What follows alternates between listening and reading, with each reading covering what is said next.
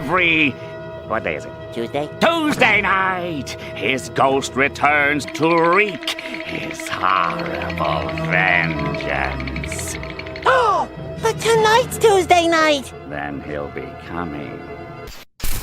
Fade in. I've kind of lost control of Star Wars, so it's going off in a different path than what I intended. What could possibly go wrong? White privilege.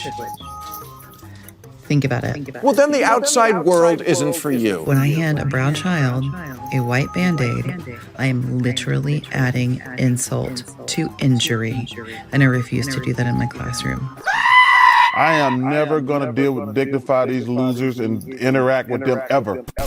I first wrote about the commodification of nerd culture back in 2012 and how it seemed to me that these insiders moving into outsider spaces were going to be the death of it. These insiders don't necessarily know how to tell outsider stories, and so everything they make is meant to appeal to white, straight, cis men. And so it's not really a wonder that most comic movies do not reflect the spirit of the comics they are based on. How does an insider tell the story of someone who has never been able to fit in as hard as they try? All any of this has done is empower a certain subset of white, straight, cis male nerds who, rejected by their peers for one reason or another, have decided to impose that same social hierarchy on nerd spaces, making it unsafe for people of color, queer people, and women. What you just said is one of the most insanely idiotic things I have ever heard. At no point in your rambling, incoherent response were you even close to anything that could be considered a rational thought. Everyone in this room is now dumber for having listened to it. You need to take a good look in the mirror and realize you're just a freaking loser. Children of the Atom has 5 new characters.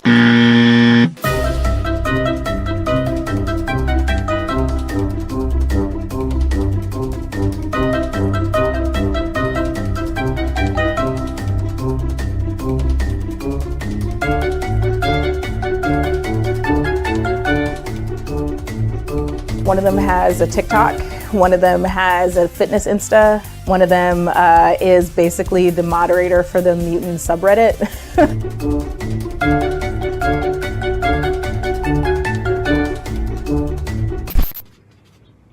Green lights, baby. Let's go.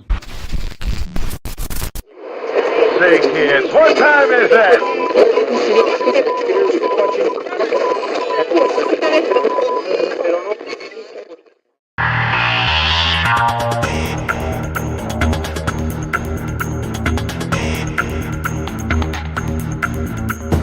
Tonight's Tuesday night!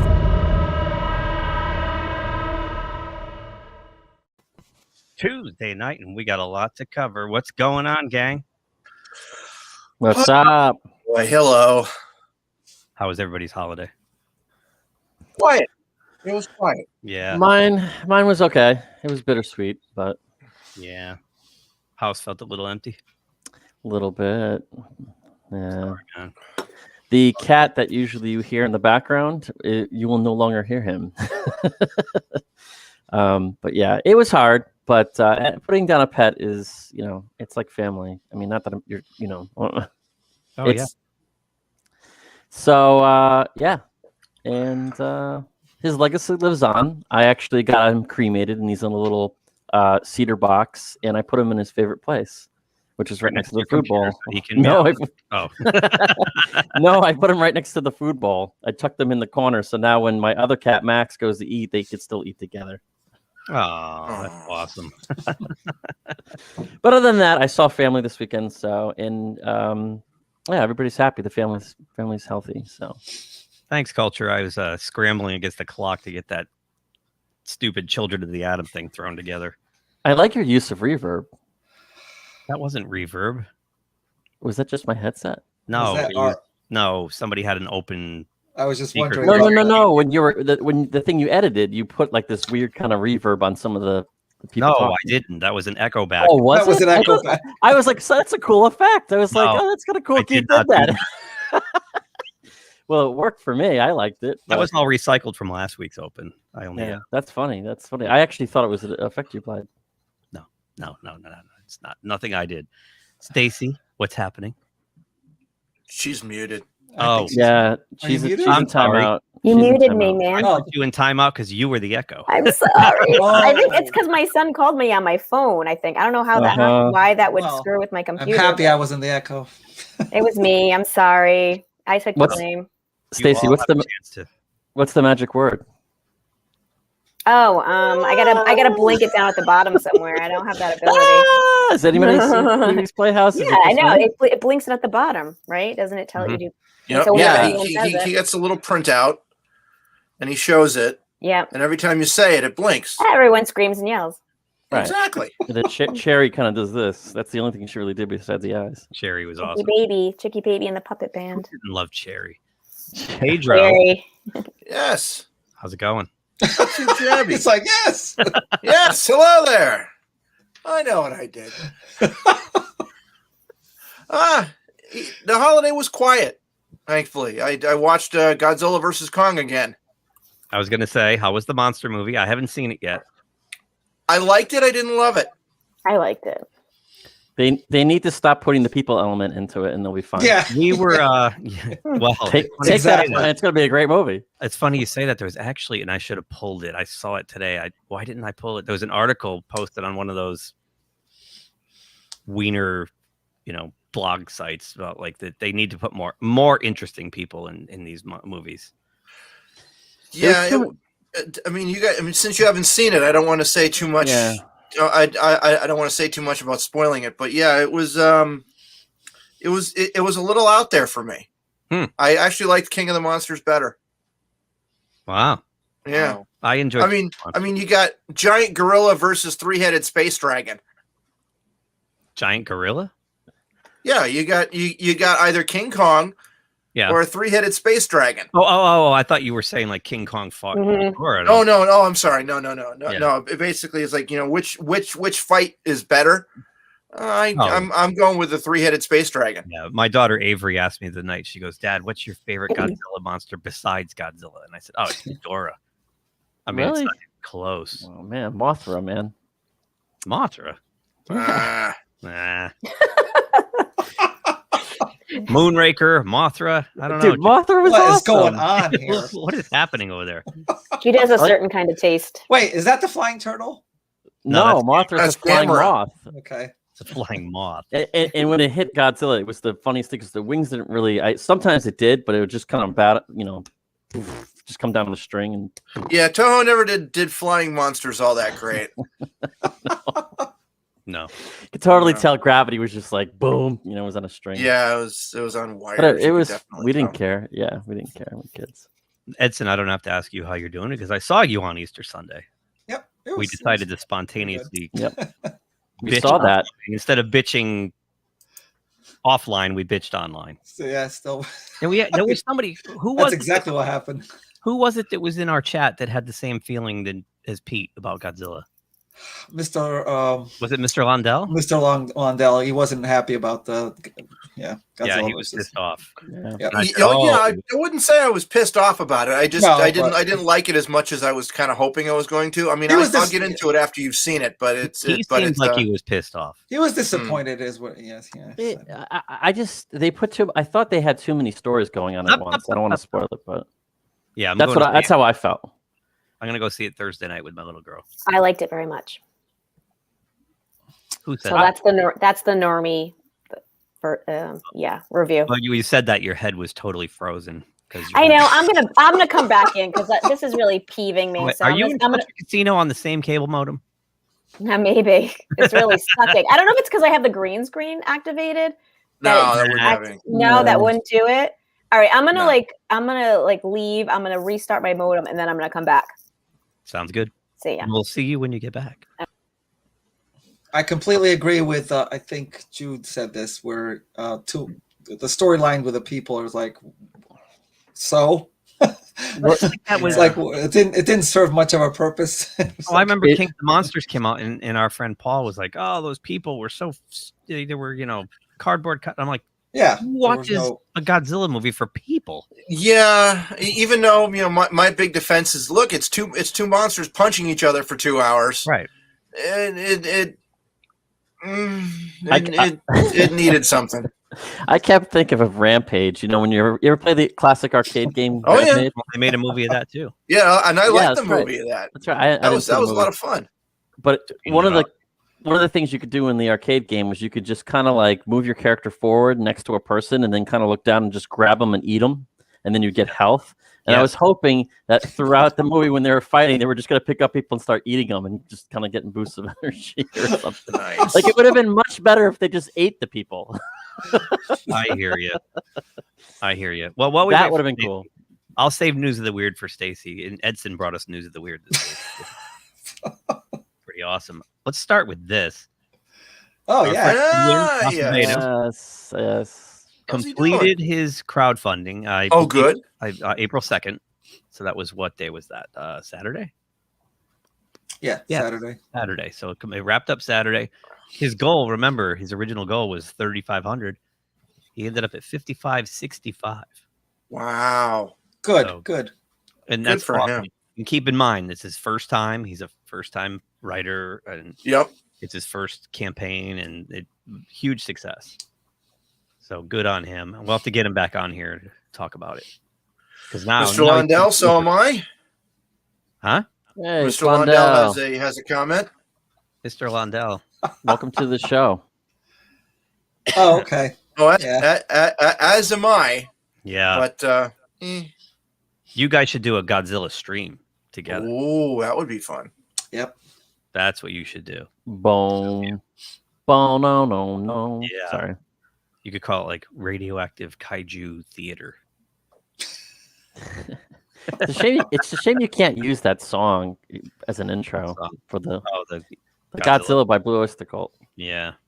That's such a great song. I actually played it before the movie and it got me psyched. Nice. I did. I put it on Spotify and I was like, I can't wait. It just got me so pumped. Nice. Yeah. It's really good. So good on Edwin. This is awesome. I can't wait to read this. He's promising us like August, I believe, right? I believe so, yeah. Maybe. We'll have to get him back on here to discuss. And now, because now he goes into the hard part, he's got to actually deliver this stuff to us, all of us backers, right? So. Yep, and not give us excuses like Kickstarter. Or not pull a, what was her name? Alex DeCampi and call us trash. And what do you she called deadbeats. That's it. You whining deadbeats. Yeah. Because we actually wanted to get a product. You want my product that you gave me money for? How dare you? How very dare you? Damn. Oh, where is Stacy? It's taking her too long. All right. Yeah. We'll go on to this one. We'll go on to this one while we wait. Did you? Yes. Jesus, man. I actually did. Yep. This is unbelievable. So the class ended up not going through because it had low enrollment. Right. But this woman wanted to teach a class at Florida State University on the history of Karen. I stumbled on this the other night, and I gave it to Stephen Walton. He was streaming, and he put it on his, too. This summer, Florida State University will offer a class to students which will explore the history of Karen, weaponizing white womanhood. The course is set to start from June 21st, 2021, and go on for more than a month till July 30th. It will reportedly focus on a syllabus of books, including Hood Feminism by Mickey Kendall, Too Fat, Too Slutty, Too Loud, The Rise in Rage of an Unruly Woman by Anne Helen Peterson, and Eloquent Rage, a Black Feminist Discovers Her Superpower by Brittany Cooper. It's a lot of hate. Flyer for the class, which is hosted by Dr. Megan Martinez, shows women of the Ku Klux Klan in an emoji with the stereotypical "Can I speak to a manager?" haircut right there. Oh, man. Can you imagine being? Can you imagine being stuck in a book club with this person? Wow. I got a book. Or no, you don't. The flyer also features a quote from the New York Times columnist Charles Blow. How appropriate. The joke just writes itself. Which says the activation of white terror is a white woman's soft power. We like to masculinize white supremacy to presume it reeks of testosterone, when in fact it is just as likely to be spritzed by perfume. Yeah, I was actually going to say it is a little refreshing that it's not attacking white men. So, but this was going to be a college. This was going to be a college course at a major university. Yeah, like you know, when they talk about like that, we the taxpayers should pick up student debt. Hell no! If you're going to take classes like this, you pay for it. I don't want to pay for this. Why should we pay for this? What? Yeah. Who is Megan Martinez? Well, I'll tell you. Megan Martinez, who is hosting the class, works as an assistant history professor with the university. According to the university's official website, she was born and raised in Miami, Florida, graduated with a BA from Florida State University in 2006, where she double majored in American history and English lit. She continued her graduate studies at Florida State, receiving her MA in 2008 and PhD 2018 in African American history, specializing in racial violence and lynching in the early 20th century. How can you can wow, there's a degree. Wow. You can get a PhD in lynching? I got nothing, man. Holy cow. I don't think literally, but racial violence and racial inequality in the U.S. and its legacies, and there she is. Jeez. Her current work focuses on racial violence and historical memory in North Florida in the 1920s. She's an enthusiastic supporter of Florida State sports and arts programs and a long-suffering Miami Dolphins fan. Hey, what you got? Something gosh. there, Edson? Oh my gosh, you've got to be kidding me! I'm going with the Bears this year. I can't deal with it. So the post-mortem is the class didn't happen because nobody signed up for it, really. So yeah, what a shock. Actually, I'm kind of shocked it didn't.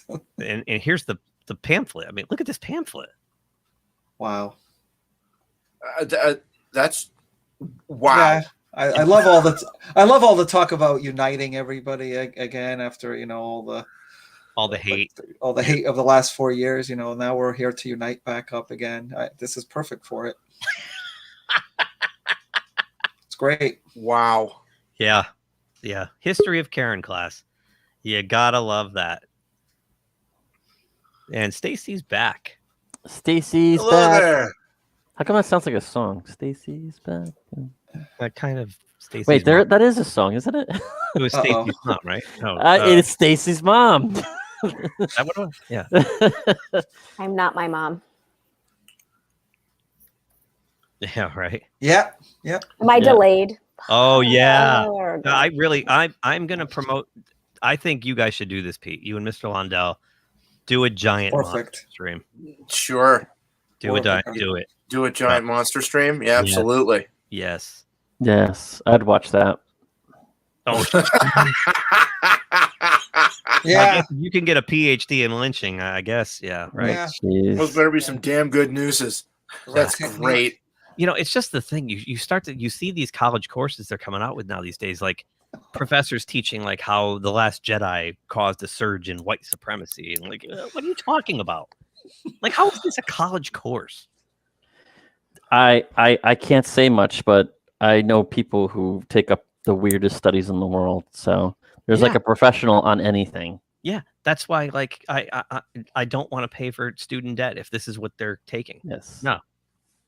People get PhDs in the craziest stuff, like the color of some butterfly's wing. They know everything about it and PhD in it. No, I'm serious. People, I mean, I don't want to give away too much, but one of the we should do that as a separate stream too. We could have Secrets of Higher Ed with Jude Bardenbach. Yeah, right. I'll be unemployed. Stacy's having all kinds of struggles. I'm here. I'm just gonna give it a chance for a while to like make sure like it's settled in, and maybe it just doesn't want to see my face today in real time. Aww. It's okay. I'm good. I always internet.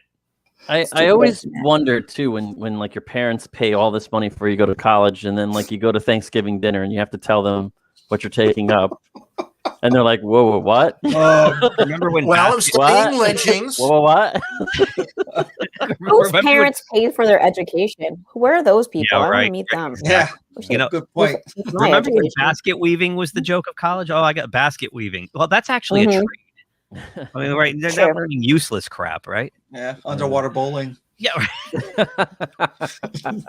Here's news of the weird. Edson brought this to us. Oh my gosh! I couldn't believe it. 2,000 bees in his car. Okay, crazy. First of all, how long was he in the store? Only for like 15 minutes. Those are aggressive bees. It's because it's like 1 minute per moving. 1,000 bees. They're what it moving. reminds me of? Yeah. A movie I had to watch as a kid because Kate Jackson from Charlie's Angels was in it. Killer bees. What? Killer bees. I didn't even know this existed. 1974. Yeah. Oh yeah. Made for TV. Yeah. Yeah, Like killer bees were big for a while. Like one summer in the 70s, like everybody did a killer bee movie. Now, granted, I'm older, but I was only 5 in 1974. But they like reran it like 4 or 5 years later, and that's when I watched it. And yeah, and I had to watch it because one of the Charlie's Angels was in it. Oh yeah, yeah. I was with them. So anyway, a man who went shopping in New Mexico came back to find his car was full of bees, thousands and thousands of them. He called 911 as anyone would do if they returned to a car full of insects. Fortunately for him, the firefighter who responded also happened to be a beekeeper. As luck would have it, the man's car was overrun by a swarm of bees after he left his window down at an Albertsons grocery store on Sunday in Las Cruces. The fire department said on Facebook. Look at that. Oh my God. But first of all, okay, hang on. I don't want to be judgmental. But right off the bat, we're looking at a Buick covered in bird shit. Like, he might have had like, melty candy bars and stuff in there, maybe. I'm bewildered. Oh my God. Well, yeah, wow. Don't tempt me to hit the remove from stream button. Firefighters learned the owner of the car returned from shopping, placed groceries inside his vehicle, started to drive off before noticing the swarm in the back seat, the post said.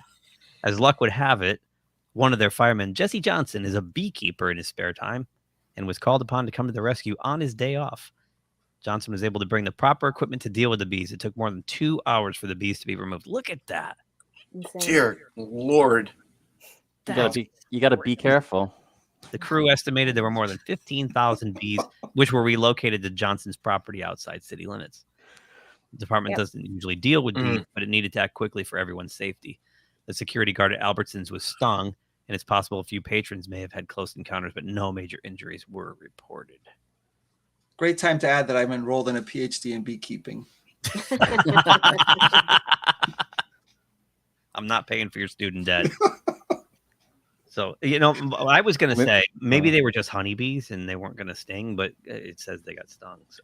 Yeah, I think they were. I think they were probably going from one location to the other. They do that. They were just resting. Yeah, they weren't staying there. Look at the car, though. Look, it's like half bondoed on the door there. Yeah. Good Lord. I'm guessing there was some sweet food or something that attracted the bee in there. They do that all over the place, like in certain times of the year. Like they'll just be in a random place. Like I think. Yeah, they're resting. Yeah. Well, when I go to Albertsons this week, I will make sure that I keep the windows rolled up. Oh, have you ever been in the car or spider or a bee is in it? You freak out and you're just like, oh, I hate that when I'm driving and it comes down. Oh, that's the worst too. Or it climbs up the windshield, like, and you're just like, smash, smash, smash, smash, smash. But it's the same thing with the bee. When the bee gets stuck in there, you'll crack the window down or just a little bit, or just roll it down, and it never wants to leave. And you're like, dude, like, go. I hate that. Yeah. Well, so if he was in the store for 15 minutes and there were 15,000 bees, that's 1,000 bees a minute that came in the store. That's right. There must have been. I did that math all by myself. Yeah, very impressive. Really Your math skills are improving. It's good. Public school education. Jude brought this one to us here. This is interesting. Yeah, this is pretty screwed up, isn't it? I'm not surprised. My daughter plays Roblox, and they have two. You know, you can have in-game credits. Yep. You can also buy Robux and buy like better modules and whatnot, and you know, get rid of the pop-up ads and all that shit. So I can see how this would happen. It's really screwed up. I mean, I hate when I download a free app. It says free, and then you get into the game or whatever it is, and then it's like everything's locked, and you're sort of stuck by kind of behind what they call paywall. Yeah. But what's scary about loot boxes is it's a gamble to get a rare item. So if you have a character and you want to get this rare shirt on him or a costume, you have to keep spending money for the loot boxes in order to get it. Yeah. So I can only imagine with kids, what are they doing? Oh yeah. Yeah, and a lot of times the kid, you know, the to get the game, even if you're not like you're on the free version, you still have to put a credit card in. So the parents have the credit card on the file, right? And the kids are just going click, click, click, click. Oh yeah. Yep. And they're saying now that this could potentially lead to kids gambling because it's a form of gambling. Well, yeah, I mean the whole thing, and there was they're talking about the addiction to video games in general, and the whole thing's a giant dopamine rush, right? Right. Yep. And in preparing for my issues that I have, legally, I got a couple articles about when your kids are playing these games too close to bedtime and they're getting overstimulated and the dopamine rushes, and then they're up like hours and hours at night because of this, and their brains are racing.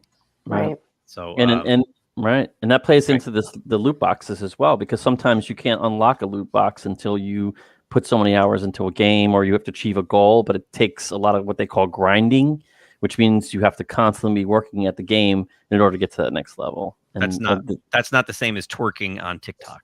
No. Right. No, that's another activity. Another activity that's different kind of grinding. By parents. Yeah.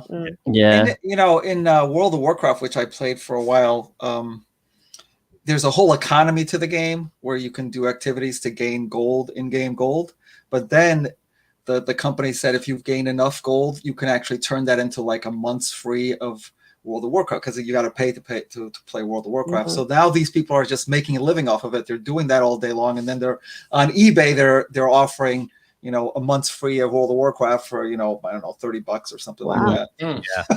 Oh yeah, I mean, you go in the grocery store and they have like the gift cards. They actually have Roblox and Fortnite and Minecraft, and they have the cards. Yeah, you can give the kid money to then level up or whatever, and it's like right. But psychologically down the line, I think this could be bad, especially if you're a kid. Yeah. And I don't have kids, so I can only imagine once you sign your kid up for something, that credit card stays locked, so the kid can just hit that button how many times they want, right? Yeah, they did an entire South Park episode about this. Yeah, they did. And Satan explains the whole thing about the dopamine rushes, and Canada's entire economy is built upon freemium games. And Terrence and Philip are responsible. Freemium, yes. That's the term, freemium, right. It's going to be an interesting free for a premium eye-opener in about 15 to 20 years when these kids come of age and they're the ones that are supposed to be like running the world. I don't know what that's going to look like. The millennium is only a preview of coming attraction. That's nothing compared to this generation of kids. The Zooms, the phones in their faces when they're like 8 months old, sitting in a restaurant. Like it's just boggles my mind. I have lots of issues with electronic babysitters. It's everybody ubiquitous, right? Yeah, I mean, some of these numbers. This is published in Great Britain. So this one instance, the committee heard a gamer spent up to £1,000 per year on loot box mechanics. That's the FIFA soccer, the soccer game. A member also reported their adult son had built up debts of more than £50,000 through spending on microtransactions in online games, online game RuneScape. Yeah. The maker of that game, Jaggets, told the community that players can potentially spend up to £1,000 a week or £5,000 a month. That's crazy. Damn.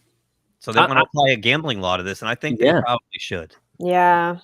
I've been guilty. I've done it once. I did it once on an online game I was playing, and it said I need to unlock. The only way to unlock this weapon was to pay $3. So I did it, and I felt like. I was like, oh, I don't really like doing this. This is stupid. I already have the game. I already bought the game. Why should I be buying more shit for it? Right. Right. I think about it this way too. Like, back, I had my Atari 2600 in the late 70s, right? Early 80s. If there were paywalls on that, you bet your ass I'd My mom's at work and I'm playing Pac-Man or whatever, and I cleared 3 or 4 mazes and it wants money to go on. Of course I'd pay. Yeah, but your mom had given you it's only $3. Yeah, right. Yeah, no. Mom, come on, it's only $3. Only $3 over. That adds up. That generation would have been like, yeah, whatever. I'm not. You better go out and mow some lawns, and I'll give you some. That's money. what would have happened. My mother would have came home and threw me through a window. Exactly. And nothing would have happened to her because that was commonplace. My mom never had to throw me through a window. She just had the threat. The threat was enough. Yep. Yeah, the wooden spoon came out and it was like, oh shit. I don't play Fortnite, so I don't really know what kind of loot boxes are in Fortnite. I don't know if you play Edson or anybody else. No, I don't play Fortnite. No. But I guess it's a battle royale game. But there's like 200 characters in there, and like the last person standing. Right. But to unlock your favorite character, you probably have to pay for it. Yeah, I'm imagining. There's a lot of little things that you can do to give advantage to yourself. Yep. You have to pay for it. So you pay technically not to cheat, but you pay. They don't call it cheating because the company's okay with it. Right. Oh yeah, of course. So Hey, they're in it for profit. They don't give a shit. Yeah. it's just another way to make money through something you already bought, which is scary. I know a lot of these do free now, and that's where they catch you. But there are games out there, I think, that you buy and then you still are have going to keep. Oh yeah. Yeah. It's so they get you. Like it just keeps, It's not like a game back in the day. You released it on the Atari and that was it. No, trust me. Yeah. These developers work long and hard analyzing, the effect on the brain. They know exactly what to deliver you. It's just dangling. It's dangling a candy bar out for you. You just keep going for it, and you'll never catch it. Chase the dragon. Chase the dragon. Chase the dragon. That was also on South. Remember? Heroin Hero. I remember that one. Chase the dragon. Heroin Hero. Heroin Hero. Can't catch me. You'll never catch the dragon. So Jude brought us 2 from TechCrunch. Look at Jude reading this highbrow stuff. This is awesome. We read this. We read Bounding into Comics and Cosmic Book News. Jude's like, oh, I'm going to be in TechCrunch today. Robotic. Gotta get my tech in, man. Sarkos announces SPAC plans. Now, before we get into the story, what does that look like a smaller version of? Get away from her, you bitch! I love this. I was so excited. I was like, I gotta buy one of these now. You just see me going down my road. You can play Aliens. Like get somebody dressed up in an alien costume to start beating them at a Comic-Con, maybe. There you go. I'll paint that yellow with some danger stickers. Yeah, on. you'll have to put a little cage over the top. Oh, that's right. Yeah. Isn't that wild? Yeah, and it says here they're working with Delta Airlines. So does that mean I can overpack my suitcases now? No. If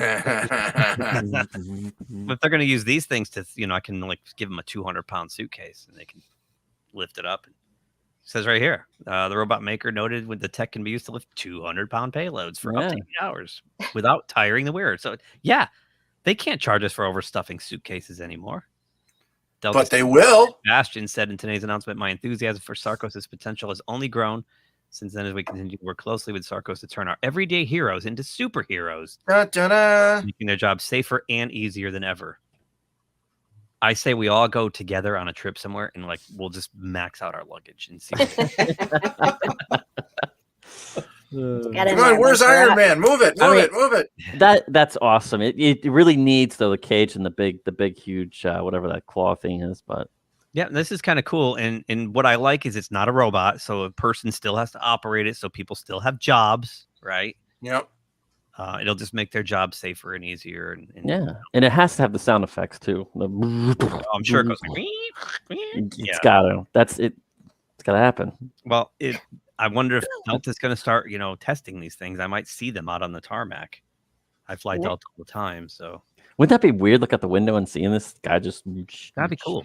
Seeing love this to see that overweight Iron Man. He falls back. It's all turtled. Yeah. Yeah. Right. All right. Who likes Friends? Oh boy. Sorry. I could kill at some Friends trivia. I'm not gonna lie. It's true story. Well, never was my show. Good for you. Seinfeld, Friends. It was like college Brady Bunch. Yeah. Oh, they're actually making a. They're gonna have a reunion show. Oh, Friends gotta eat. Yeah, I think they're probably all right. Weren't they the first cast that made like $1 million an episode or something? Oh yeah. I wouldn't be surprised. No, I think they did. I remember they made. No, they did. Yeah. It was a huge news. When there was maybe it was when they got married. When I don't know the names of the characters in the show, but this one and that one and her and him and this girl and that. It's Monica, Joey, Phoebe, Chandler, Rachel, and Ross. Exactly what I said. And Phoebe married Mike, who is Paul Rudd. And Chandler and Monica got married. And nobody else got married. That was you think Marvel will get in on this? Have Ant-Man in the show? Wow, yeah. Ant-Man. Orville Nation, thank you very much. What's this? Oh, PJ. We love love. Hang out with us for a little bit, PJ? Yay. Let us know. I'll send you the link. So they're shooting next week. It's for Hobo Max. Hobo Max declined to comment, but Hobo Max. There's been talk about this forever. I mean, I don't know. I think there's a whole other generation that's into Friends. I guess like the whole Gen Z. Yeah, I mean, or younger. Yeah, they're really Wasn't it into Friends. like a year ago? Like all of a sudden, it was definitely just head blowing if you actually like watched Friends because they were just so problematic because they were so white or something. They've had all kinds of issues, but that's been a huge one. Yeah, it was like it became all the rage like a year ago again. Yeah, like everything there's Pottery Barn stuff that's like Friends. My niece was like, "Oh, Friends! I'm watching Friends," and I'm like, "Really?" I mean, I watch it like I've seen every episode about 50 times. So I hope they don't. It's background noise for me. I hope that they don't do what Netflix did with Full House and they start doing like seasons. That was terrible. I doubt it. I actually tried to get through one of those, and I was like, ugh, it was hard because I liked Full House when I was a kid. I don't know. It just no. And it's just going to be a big cash grab for them. Yeah. Maybe they always try to resurrect. Do like every year they'll do one of these like the Friends reunion. I think they might have some plastic surgery they need to pay for. Yeah. Have you seen any photos lately? Yeah, I'm not sure if any of them are really working. Yeah, coincidentally, I was going to say that they're all kind of like just idle after. Yeah, they were coincidentally all available. Matt LeBlanc has had a couple. I think he actually has. I think there might be a sitcom with him on it now, but he's had quite a few. Still? Yeah. Okay. Yeah. I know he went through a couple that kind of just. He's got great hair. I think there's one currently, maybe on CBS. You might be right. I think this will be like with those Brady. They did those Brady Bunch ones. Everyone, nice. They'd get the back together. It's going to be the same thing. That would have been smart because it was college Brady Bunch. It would be nice to see what happened with Ross and Rachel, like because they were going to get back together. They had a baby, and wondering myself for what 25 years. It's been really I was up at 3 a.m. after playing. It occupies They're every super waking annoying, moment. actually. That's something you It realize. can't be when you like watch a it Clerks again. too, though. It can't. They can't be in the same apartment and stuff like that. I hope not. No, that would ruin it. They moved out. They moved out. The last episode, they moved out of. Right. Yeah. But they can't go backwards. Like no. I think it would be great if they all ended up losers. That would be awesome. Well, they got to go back to that coffee place. What was it, Perks or whatever that's called? Yeah, Central Perks. Yeah. Central That Perks. should be I like love how, closed and turned anybody into a who knows bookstore or anything something. about Manhattan, how did these people survive with these like big, spacious It was a rent-controlled place. It was her grandma's. Okay, I didn't know that, but they hang out in a coffee shop. Like none of them seem to have a job except for They go Ross. before and after work. Yeah. Well, Monica's a chef. Right, she was a chef. And Rachel was in fashion. I Joey's just- an actor. He never was working. It was in such stark contrast to Seinfeld. Like I Oh, couldn't- yeah. like, I was And like, that's why I never watched Friends. Right. great, and then Friends was like, oh my god, it was like Right. putting You a watch different- Seinfeld and you're like, why do I need to watch Dude, there are Friends? some episodes of Friends that still will crack me up. I'm not gonna lie. Like that, yeah. I don't think I've sat through one full one. I think. You ever see the episode where Phoebe's dating this dude who plays? He's kind of a sporty guy, and he wears sporty shorts, and he doesn't wear underwear. It's the funniest episode ever. I saw like And they all notice because the guy Lisa bends used over to tie love his it, shoe. and she would watch it, and I'd have to leave the room after like 15 minutes. Like, They can be super annoying, and they get really annoying over time. I for saw sure. the couch one where they did the pivot. Pivot. And the, Ross is one of the worst characters. Yeah, that's yeah, where they try to get a couch up to the second or third Yeah. floor or whatever. Yeah. And the whole episode is them just stuck with the couch in the stairwell. It wasn't the whole episode, but okay. Well, Yeah. what I remember. Ross But- drove me nuts because he was just always simping. He's a whiner. He's like a Yeah. mouth breather. Like Total simp. Yeah. And I remember Phoebe singing "Stinky Kitty" or something. Smelly cat. Smelly cat. Where are Oh, you going? Smelly Cat, right? Smelly cat. Smelly cat. Where are you going? or Oh something? boy. Smelly cat. Did you- Smelly cat. What did are you they have to feeding you? Did you have to shoot my blood pressure up again? We were talking about smelly cats, so I had to put this up. Gosh. We'll just be quick with it because I don't want to get into a. Yeah. I just God. want to say that I think baseball made a huge mistake doing this, and here's why. Agreed. They are nowhere near as popular as the NFL. I don't They are know. nowhere near as popular as the NBA, and this is going to hurt their audience because people are going to go, "Yeah, I don't need you." I don't give two shits. Like, who watches the All-Star game anyway? I have Well, something. that's true too. I mean, nobody cares. I love baseball. I don't. But it's not probably the won't game watch All-Star. itself. It's the representation that I guess. that Okay. Major League Baseball put their nose into something they shouldn't have really. I think they're probably wanting to get away from it. I think that's. Well, no, they were asked directly by the president to do this and did it, and it did not sit well. There's a lot of baseball's already baseball's not.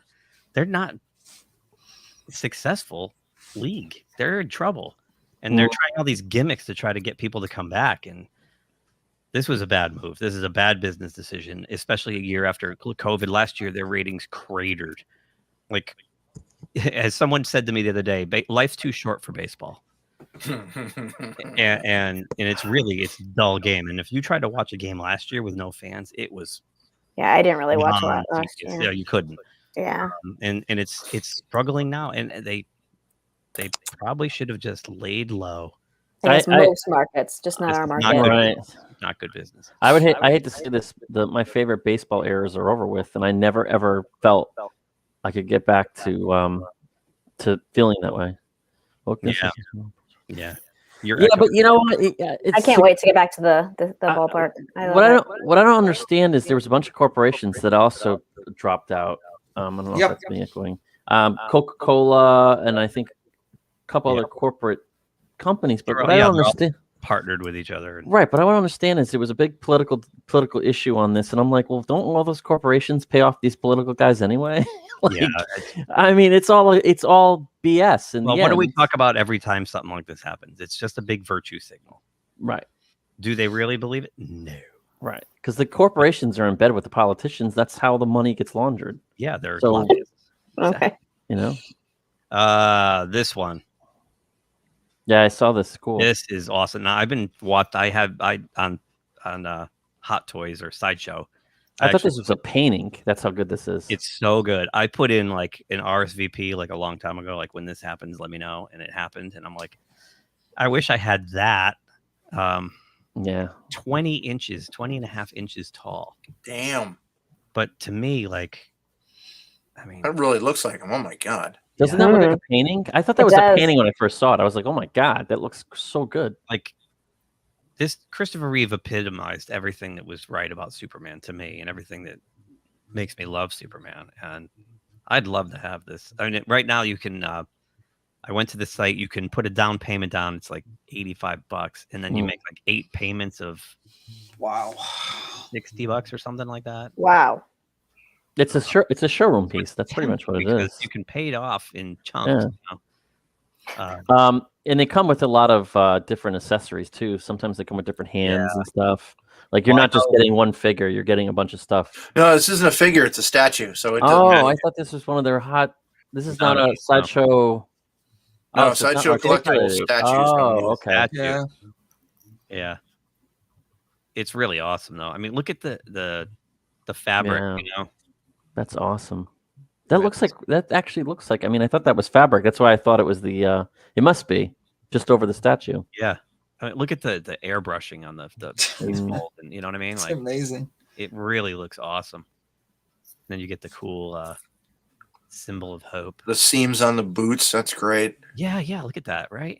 And the wrinkles in the leather, you know?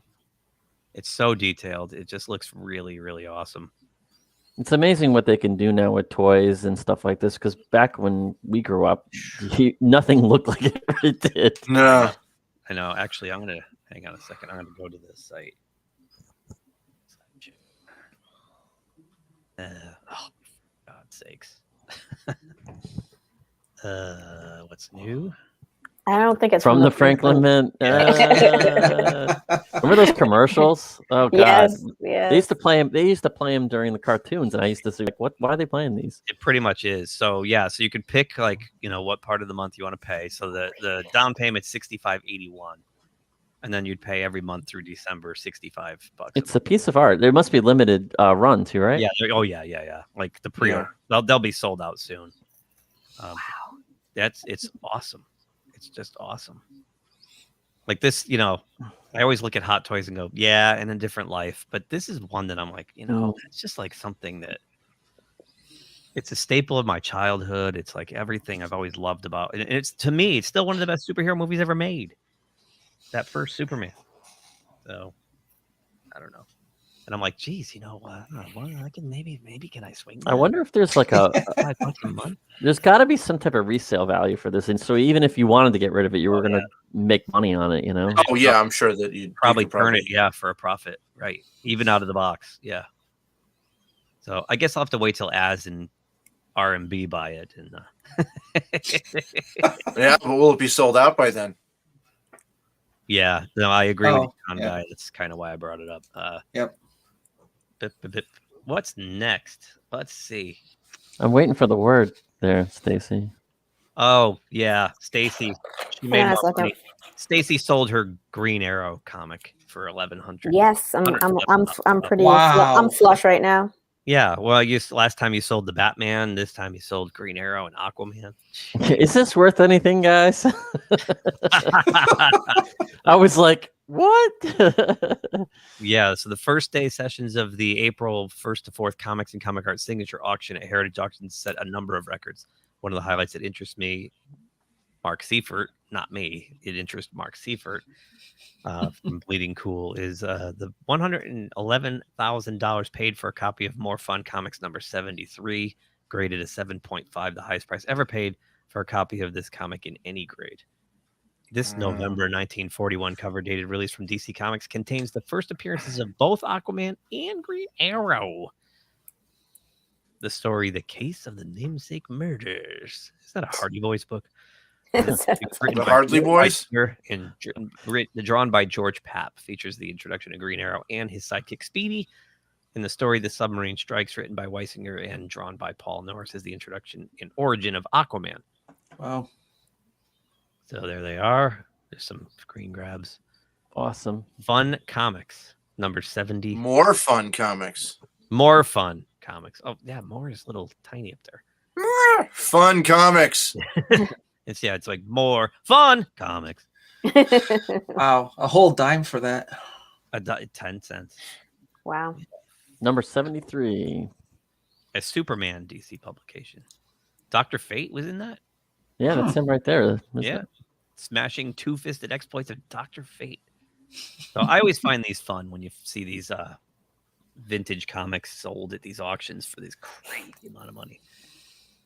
You know what's being sold too? Really, is Nintendo cartridges. Do you guys see this online? Where some guy sold his it was still in the shrink wrap Nintendo Mario Brothers, the original one. The original Super Mario Brothers, it went for an insane amount of money. And it went for an insane amount of money. And it was some guy who got it as a Christmas gift, or maybe he was supposed to give it as a Christmas gift and just threw it in a drawer, and it just got found recently. In a drawer? You mean in a hoard?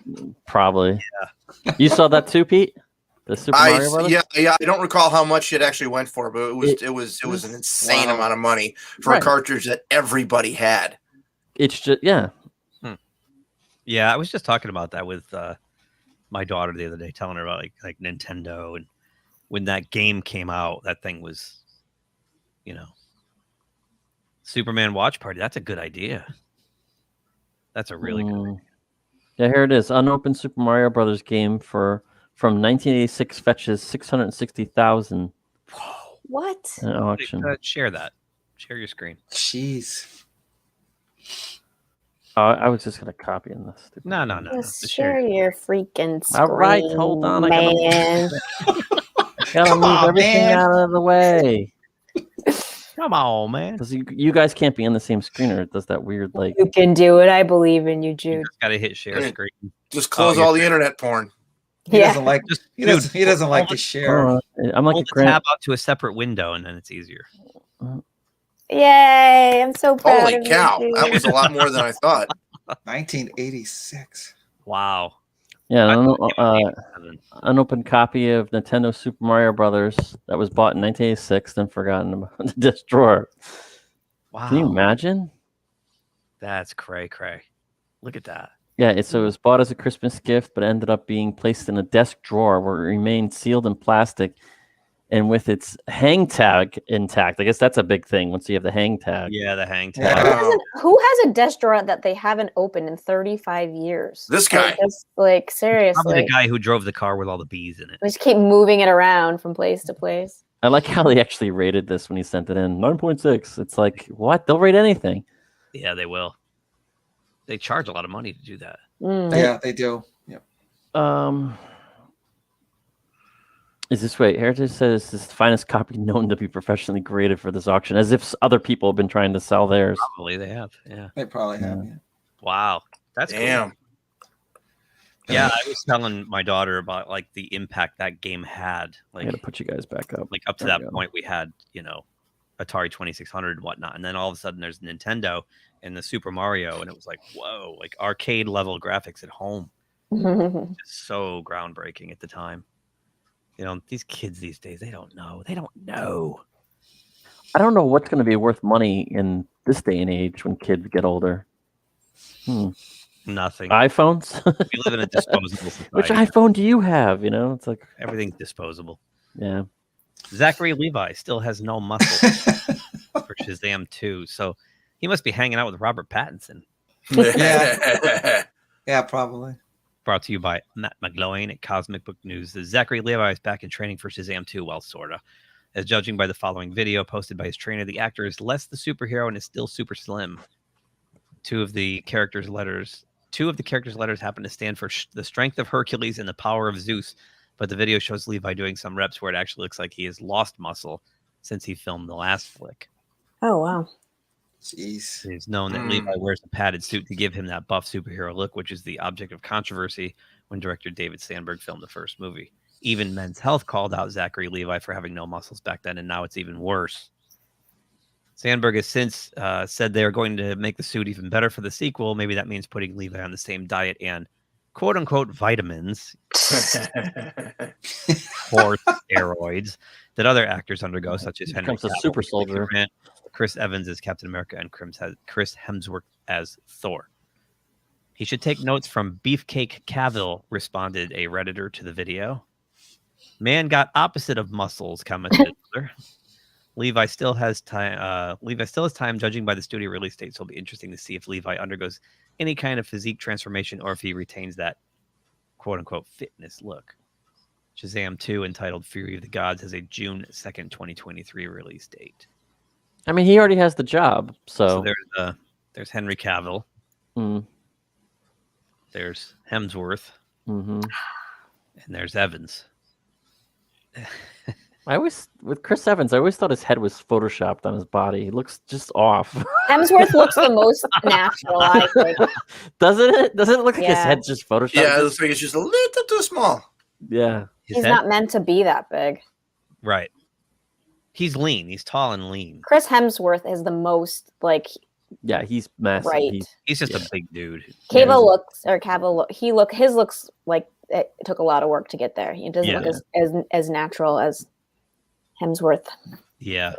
But like when Chris Pratt was, I guess, trying to get it on Guardians, they told him he'd get the job if he committed to a workout regimen. So if you want the job. Well, he had the ability to bulk up in a not muscly way. So if you have that ability, you could probably bulk up with It's muscles. easier to, like for Chris Pratt to probably just lean down and work. Really kind of keep versus a skinny diet. guy. If you saw me, I graduated high school. I was literally like 110, 115 pounds. Wow. So to bulk up took a long time. Yeah, but when they cast you for a role, don't they say I wasn't that, getting injected with horse steroids either. Oof. Like if you want to cast for a role like Captain America, I mean, you would think that you'd have to, if you want to get casted for the movie, you'd have to bulk up. That's part of the job. But Yeah, some people just may not be able to. I know. Ask Robert Pattinson. Exactly. He didn't even try, I was though, just going there. He wouldn't even work out, though. No, he won't. That's a totally different story. Right. Yeah, I'm wondering if Zachary Levi just has that kind of metabolism where he just has trouble bulking up. Speaking of having trouble bulking up, yep. I haven't watched this, but apparently, I was following this on Data Racer's Twitter the last couple days. Apparently, they're claiming that this guy's getting Kelly Marie Tran, but there's no receipts to prove it. Again, What's that mean?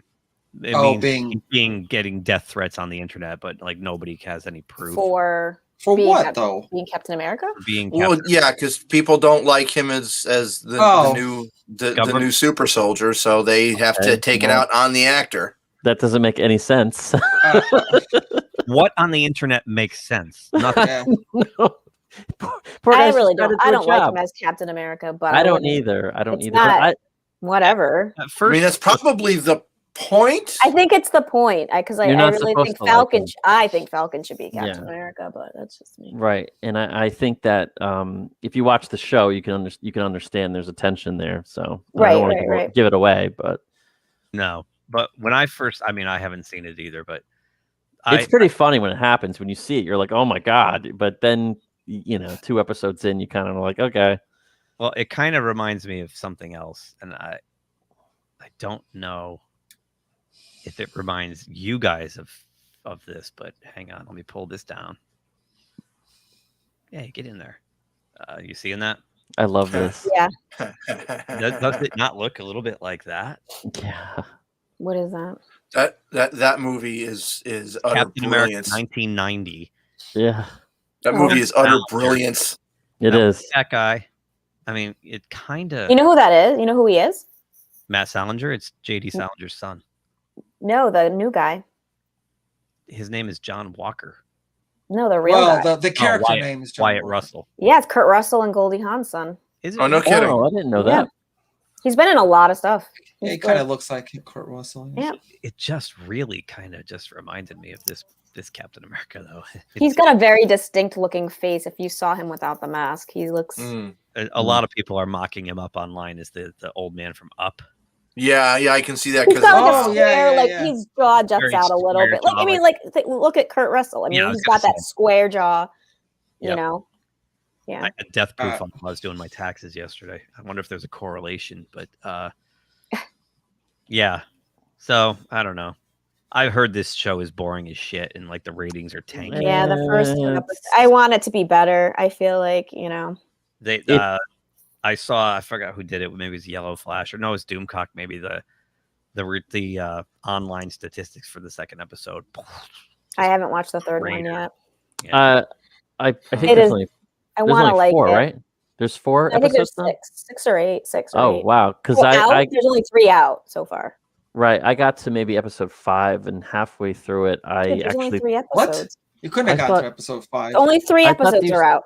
Oh, there are only 3. I think you meant total. I think you meant like total episodes. Like, there's only 5 in the series. season, right? I think 6. Whatever I'm on. I think there's 6 like in the season. There's only been 3 that have been shown. Well, whatever the latest episode was, I didn't get through it. I literally stopped it because I got bored, and then decided to watch something else. It's not terrible. It's just not exciting, right? Yeah, it's not. Waiting for it to get better. It's kind of great people in it. It's got great people in it. Story's just kind of, and the pacing and that some of the camera work is really strange. Like the conversation. It's weird. I have to interrupt this stream for breaking news. Where'd you get where'd you hear this? What little birdie? I got a message just now from the Fandom Collective. Our digital trading card is done. Oh shit! Oh god! All of them? Are you ready? It's 1, dude. We're all on 1. We're all on 1. Oh, nice! Oh, very nice. Oh. That's awesome. That's great. That's great. That's so awesome. fun. Oh, I thought they were going to do individual trading cards. No. It was supposed to be all of them. It's for the channel. Yeah. That's great. Because they were doing individual cards on their site. Yeah, too. but those guys have. Yeah, those are funny. Those are really funny. It's because they're one person. One person. On the channel. Yeah. Right. That's awesome. That is cool. I love it. Very cool. Let's give it. Thank you, Fandom. That's awesome. We just want our entertainment back. That's awesome. That's great. Well, they asked me to write something. It took me like forever. Like, I'm bad at that kind of stuff. I'm like, I don't know. You're very good. That was good. That was good. So I said, we just want our entertainment back. Attributes, connoisseurs of common sense, sommeliers of sanity, raconteurs of rational, counter cancel culture herd of nerds ranting to keep our favorite franchises from falling into the depths of woke no return. Our mission is to save the world one pop culture headline at a time. There you go. Very, very great. I was even jiving to it. Were you really, Jude? Yeah, you were kind of doing it poetically, and I was like, "Thank you." Were you jiving to this? I don't know. Some people said it's. I haven't seen the trailer. Has anybody seen this trailer? No.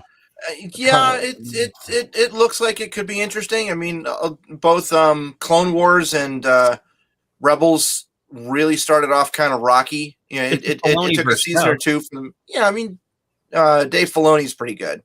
Yeah, it's a Filoni-verse show, so it might be all right. I have a hard time with cartoons and animation. It's worth giving things a try, though, Jude. I have to say, because I felt that way about Invincible, and here's the problem: you have to have Disney Plus to watch it, and I don't. It's going up $1 too. They're charging more money. $1 more a month. They are. Why? I don't know. Because so many people dropped it, so that everybody has to pay $1 more. They should be giving you money to watch their shit. Well, it's not even that way. We did the story. Was it last week or the week before? It was last week when Keith from Pop Culture Minefield was on. We had the chart, and they showed the streaming and how HBO Max, remember, it did the leap, and then we saw Disney, which is it's plateauing at around 6 million subscribers. That's not something like that. Yeah. They claim they have 100 million, or no, it was 6% of the market share. That's what it was. 6% of the market share. That's right.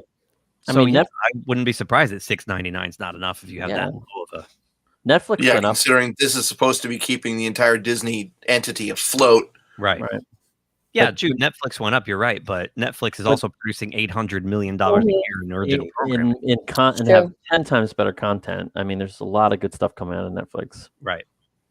So I don't know. I mean, I'm not gonna hate on this or anything. It's just I'm so pissed off at Lucasfilm. I could care less. It's just the bottom line. I could just care less. I just think that the well's going to run dry. They're just going to. They can't keep spreading this out. It's like it's going to run dry. I mean, the MCU. The MCU is still going, but at least I feel like that. No, but they have a stronger, I think, fan base right now than I keep it. I know that's why I keep it for Marvel stuff. And Marvel until I've gotten them all on right. Marvel's driving the car. Marvel's driving the car 100 miles an hour toward a brick wall.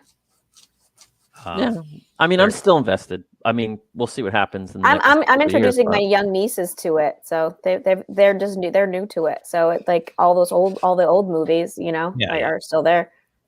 So. Oh yeah, I mean, Iron Man to this very day is still my favorite, and that was me the first too. one. My number one, Iron Man. Number one. He's number one. Don't really have number one, but how about a captain? Oh God. No, if you look at her neck, she doesn't have any rank pips. She's not a captain. Why? Why? She's the most Trek looking thing out of this whole show. She is the most Trek looking thing in the whole show. But here's the thing. This is interesting. This week's episode of Inglorious Treksperts. In fact, let me just shut this down for a second. Let me find it. They're gonna ruin every captain by captain. They had a really interesting show this week. They had a discussion about at some point about how Deep Space Nine and Voyager are not being remastered and what it would take to do it. And it's at a huge expense because basically the way they did the Next Generation, Robert Meyer Burnett said it took 4 years of restoration. He was in on the process where they had to go back to the archives, find the negative, like they had to re-edit all the episodes back together again. Oh wow! Recomposite all the visual effects and kind of fill in holes where they didn't exist. There's actually like some cuts that are different, and there's some where they couldn't even find the negative anymore, so they just up-res the standard def clip for like 10 seconds or something. Wow! But there was a huge undertaking, and as they discussed, it went across the streaming, the kind of the explosion of streaming. So they intended to do it for Blu-ray. The Blu-ray sold jack crap. So they felt like they lost money on it, which is why they didn't go forward with DS9 or Voyager, because they have to do the whole process over again for those two shows. That said, the cost of doing it is they estimated about $20 million per show to do this. What?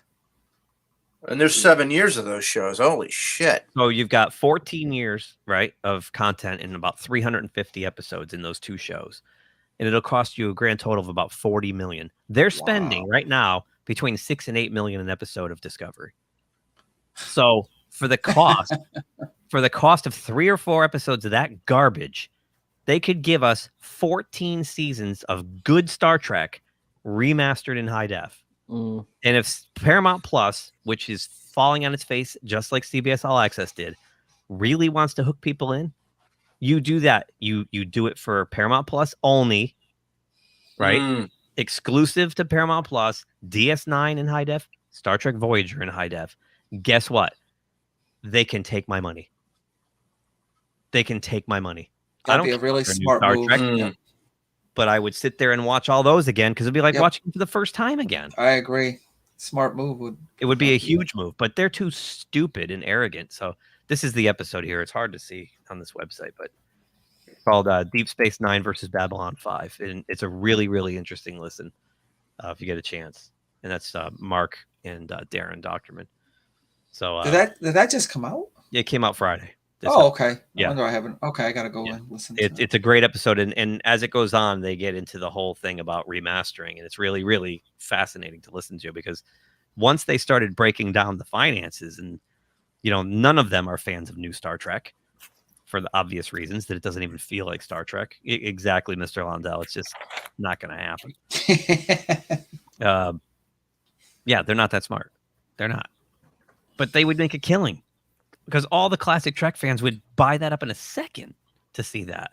I mean, they don't think long term. Like they sold off all of their Star Trek costumes and models. They sold it off as opposed to opening up a museum.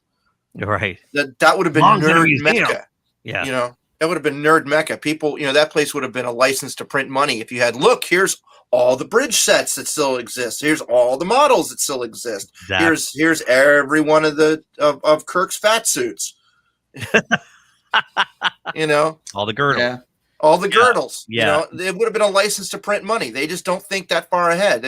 Star Trek is Star Trek, and Michael Burnham is the best as ever. So that's as far as we're thinking. Yeah, we're gonna get there too. But it's they've never appreciated that property. They've never, Wrath of Khan made a whole bunch of money on a small budget, and then they just kept shooting themselves in the foot. Like they kept doubling down. They did it on Planet of the Apes too, Paramount, where they're like, that was really successful. Let's cut the budget in half and make another one.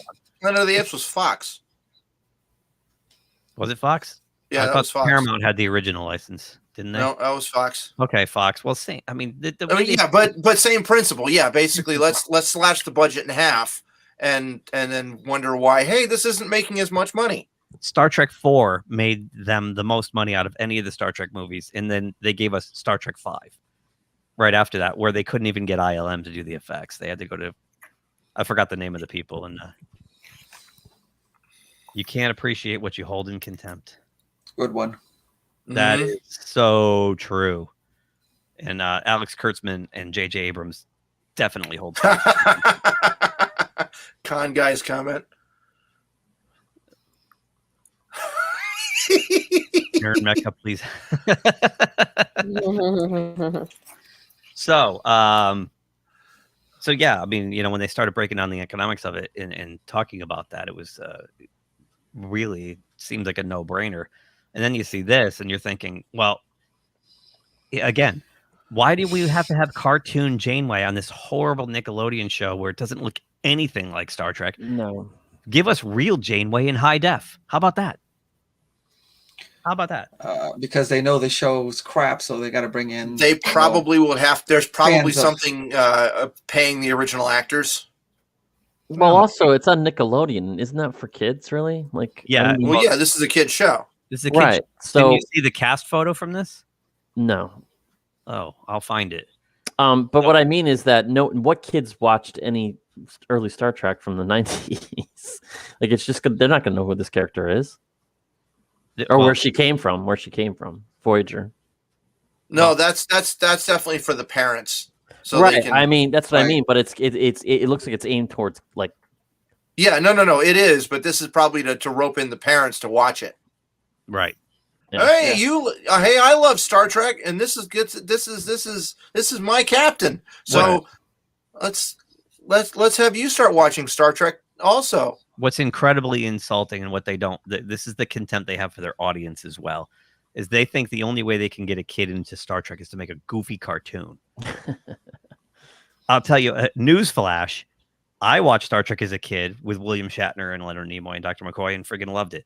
I know Edson did the same thing because when we met not long after that, we were already Star Trek goons. Yep. Well, I used to have to watch it with my dad, so I didn't have a choice. But I'm saying, like, kids liked Star Trek. Right. You don't need to make a goofy cartoon as a gateway drug to get into like real Star Trek. Yeah. Oh, if you like the cartoon, now we'll move you into real people Star Trek. Yeah. where they're gouging out eyes Ugh. and kill on sight, shoot on sight. yeah, exactly. Yeah, real Star Trek. Ah! 7 of 9, like with 2, like the Terminator with the double barrel. Yeah. There was nobody older than me or in my family that got me into Star. I was literally the first one of the whole family to get into Star Trek on my own. It was great as it is. I didn't need anybody to hey, you force feed it or anything like that. My mom introduced me to it, and all she said is she was watching it, and she said, "Oh, this is a show I love. It's Star Trek." And I sat and watched it with her, and I think the first one I saw was Devil in the Dark, and I was like, "Oh my god, yeah, that was awesome." And I watched, my dad used to watch it, and we used to have to sit and watch it with him. And my brother and I enjoyed it. It was a family thing. You sit around and watch reruns of Star Trek. There you go. That's good. Rachel, that would be awesome. That would be a great one. Same with on Trexperts. They always talk about how they would have loved to see a spin-off show with Ronnie Cox's Captain Jellicoe. Oh, Jellicoe, yeah. Jellicoe. Yeah. Yeah, they did Yeah. A series of comic books called the Captains, and they did one of Sulu. They did one of Harriman, the guy Ferris Bueller's friend who crashes the Enterprise B out of the garage window. Yeah. And they did one for Jellicoe. Oh, that's cool. Yeah, and they were all pretty good.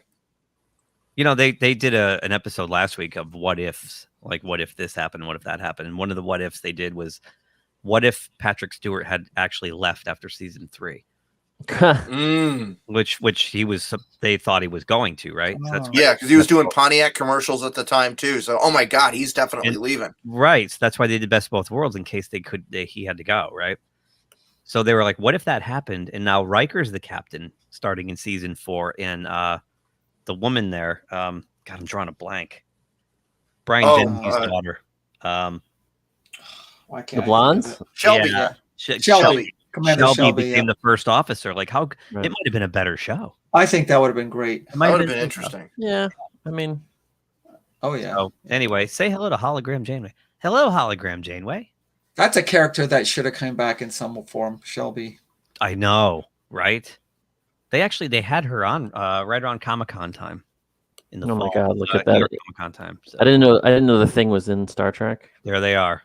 Yeah, that's it. Tell me that looks anything like Star Trek. Now, when they released this originally, there was no Janeway there. It was just the 6. Right. I wonder if that big guy's a geode. Well, at least he He's has got arms and a head, arms and legs. It's not just a yeah. But Mr. Lundell said it perfectly. This is like Pixar reject Star Trek. Yeah, you're absolutely right. All those characters, like even that guy with the robot. The mohawk. He looks like something from Ready Player One, like one of those avatars.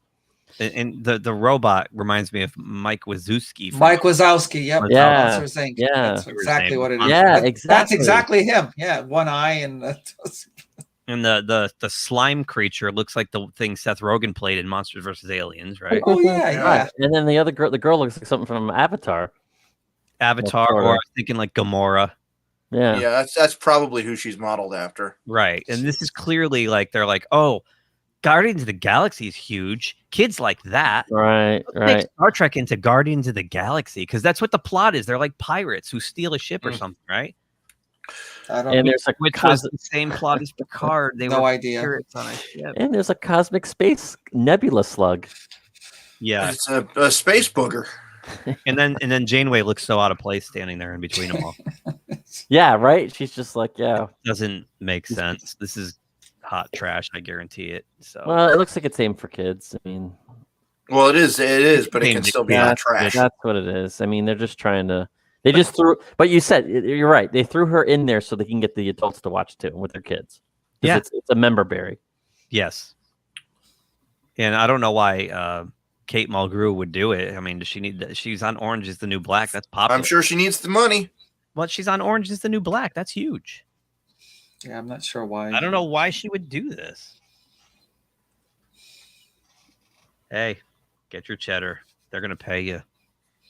But Crispy Critter says Garrett's story was during the Klingon-Romulan War. Tell me there's nothing to write about that period. There's nothing to write. I mean, talk about a boring topic. Who cares? Talk about a boring topic, really. No, I know. That'd right? be actually really cool. Especially if Tasha Yar, if they've, oh no, she died though. I'm going to say if they had Tasha Yar on it too. Well, she But came Garrett, back. Garrett She came back died as a Romulan. She died in the future, so. Yeah, that would have been the end of it because Garrett dies in the middle of the episode.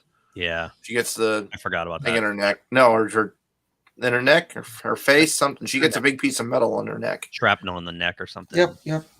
And Chris. With very little blood. Very little blood. So Well, I was I mean, wondering, there's a lot of subject matter. They just don't pick it. So they just if they decide did that to- now, Pete, she'd be like bleeding all over the place. And Her head would have been lopped clean off. it's actually funny. I was watching an episode of Voyager the other night, and it was Edson. I don't know if you remember this one. Anybody watch Voyager besides me? Oh yeah. Okay, you might remember this too, Pete. Then it's one where B'Elanna and the Doctor go over to this like space station where this guy sent out a distress call, but he's like a murdering hologram. Yes, Oh, I remember that. Yeah, I love that episode. The guy from Seven. Yeah. And like the Oh my beginning, he kills that crew person and drags him all the way down the hall in the blood. And I was like, that's a Yes. lot. That's a lot of blood for Rick Berman Star Trek. Yeah. Modern Star Trek, yeah, whatever, But Rick Berman Star Trek, bam. Wow, that's such a good episode. Head, After Rick Berman. head. Oh, the shrapnel went in her head, right? Ah, okay. Yeah, Well, I but always thought- they could have done a whole season with her leading up to when she sees the time anomaly. The Maquis, there you go. The Maquis would have been interesting too. Oh yeah, that's a good one. Right. You know what really upset me is that Klingon blood is not pink or whatever color that was, pink violet. Well, they did that for the rating. I Because know. If they had done it as red, then it would have been in our movie. I actually heard they rendered him out the first time in red, and the MPAA was going to give him an R rating, so they changed. Wow. Okay. I love the way also the special effects were great for the time too, because it was floating and it was like bloop, I remember that was congratulating. That's CG was pretty new. That was pretty. They were like, "Whoa, this floating blood is amazing." I remember like articles and right. What up, Jedi 6? Hey. But I was a little upset when I found out it was red. And they tried to actually come up with something saying it was like the oxygen in the air or something, or I don't know. That it was violet. anti-grav. They shut off Right. the gravity, so the blood was floating, and it was. But the congealed color, in air. of it. Yeah. Yeah. Oh, that's all right. It was Remember that season 1 episode of TNG where the aliens come and they take over the whole Federation by injecting themselves Oh yeah, into like the a symbiotic little bugs. Yeah. and then at the end you're like, oh, that's a beacon calling. And what happened? never They did anything with it's like, that. are you That, I serious? think was originally supposed to be what eventually became the Borg. It was. It was. I mean, that would have made a great movie. Like, who could be a better villain than Picard or Riker? Like, anybody could have been the villain. right. At any moment. That was also pretty violent for 1987 Star Trek. They I blew think it was banned in the UK for a while. Yeah, It was? Wow. Yeah, because they phaser some guy's head to explode. They blow the guy's head open, and the bug comes out of his chest, and the whole thing was pretty gory. It looks terrible. It's so fake looking, but it was. It's really bad hand puppet. Just Yeah. So yesterday, I'm watching Bird's stream yesterday, Bird of Prey 5, and he had to point out yesterday was First Contact Day, and I guess they had some big Paramount hoopla live stream thing, and Bird had he had a lot of problems with this poster, and I completely understand why. Oh, yeah. The biggest head in it. So You're kidding me. Michael Burnham is front, center, and huge. And William Shatner, the man who kind of kicked the whole thing off, is relegated to the back. Look at Cisco. What the heck is Cisco wrong with people? as well. So bad. And they did that because clearly they don't like Avery Brooks, right? So they did that to him because he should be more in the front, right? Yep. They put this moron right in the front, this stupid cartoon character they came up with, which is the same character as this one. These are the same character. Basically the same character. Freaking obnoxious. And Captain Pike, bigger than Captain Kirk. Yeah, they're fake Captain Pike. They're fake Captain Pike, not As much even. as Anson Mount is awesome and it's probably the best part of the whole thing. No, I'm sorry, and I had to agree with Bird that like Shatner's head should be big, and he could be in the back, but it should be big in the back. And just and you go by, I go would by rank maybe. By the release times. Right, the ranks of the release times. I meant, yeah. You know how the show's spilled out after that. You know, I mean, he's the first captain. You've got to have Kirk, Spock, and McCoy at the top, or the whole original crew across the top. I agree. Yeah. Where's Archer? And there's no Archer. Commodore Ty pointed out, there's no Archer as well. Why Mariner? She's an ensign, and they could at least put her mom there. And of course, Michael effing Burnham has to be the biggest one there. Yep. Yeah, it's ridiculous. Like this shows you right there, like they don't know or don't care about the intellectual property they own and are the stewards of. They just don't. It's really a slap to the face to the fans. It really is over so many years. Yeah, I agree. I mean, because they don't want the old fans. They want new fans, and new fans there aren't any, and they aren't going to watch this anyway. Yeah. Right, but all you have to do is take your kid to a Trek convention, and they don't even have to watch the show. They'd fall in love just by going. Yeah, just go into a place that with other Trekkies. Well, that goes. goes. You were a little kid, you would be like, "Oh my god, this is cool." That goes back to that word salad video I have in the open with that woman going, "Oh well, the insiders are gatekeeping the outsiders because they're nerds and they're this and that." And it's like, no, have you ever actually gone to one of these gatherings? Because if you actually went to one of these gatherings, you couldn't be more off if you tried. Because it is, Jude, Ed said, Pete, it's a who's who of diverse people. Yeah, that are all just fans of this stuff. There's no, nerdy. I think that goes with a lot of those things. Like even with, I mean, I never got into Doctor Who, but even there's a Doctor Who thing. But if you get involved with a group of people that love a show so much, you want to watch it because there's such a passion for it, Yeah, they finned. They finned. Yeah, it's good. Oh, Enemies in the Trail. Actually, that's bringing this up. Enemies I think in one of the books they did bring them back, and they were enemies of the Trill, but it was in a novel. Oh, those little bugs. Yeah. Yeah. Oh, I see. Okay. You killed Star Trek, you bastards. Exactly what I heard. We've come to the time of the show. It's Batwham on time. Bad news, everybody. They're on hiatus this week. Oh, come on. No Bat. Gosh darn it. No, really, I'm really sad because now I don't get Az's review, which is my favorite show of the week. Oh, seriously, I'm being serious. That's what I was looking forward to. The only thing I have to say is it was adjusted downward from 4.45 to 4.35. But wow, yeah, sorry, no bat whamming. But Justice League leads HBO Max to top gain in streaming sessions. This is pretty interesting. They have this little chart here. Good God, let me zoom it a little bit. So HBO Max, 1.48 million downloads, a 64% change for the week of March 28th. HBO Max, the Hobo Max app rose 64% for the top increase. So, and it's like it blew everybody away. Like, oh yeah, Netflix actually went down. Look at Netflix went down the percentage. YouTube, YouTube. How does YouTube go down? YouTube went down. Oh, jeez. Gonna have to step up our game, gang. ESPN down, of course. What's DAZN? That went 19 percentage points down. DAZN. I'm surprised they don't have Twitch on there. But I mean, Twitch is more.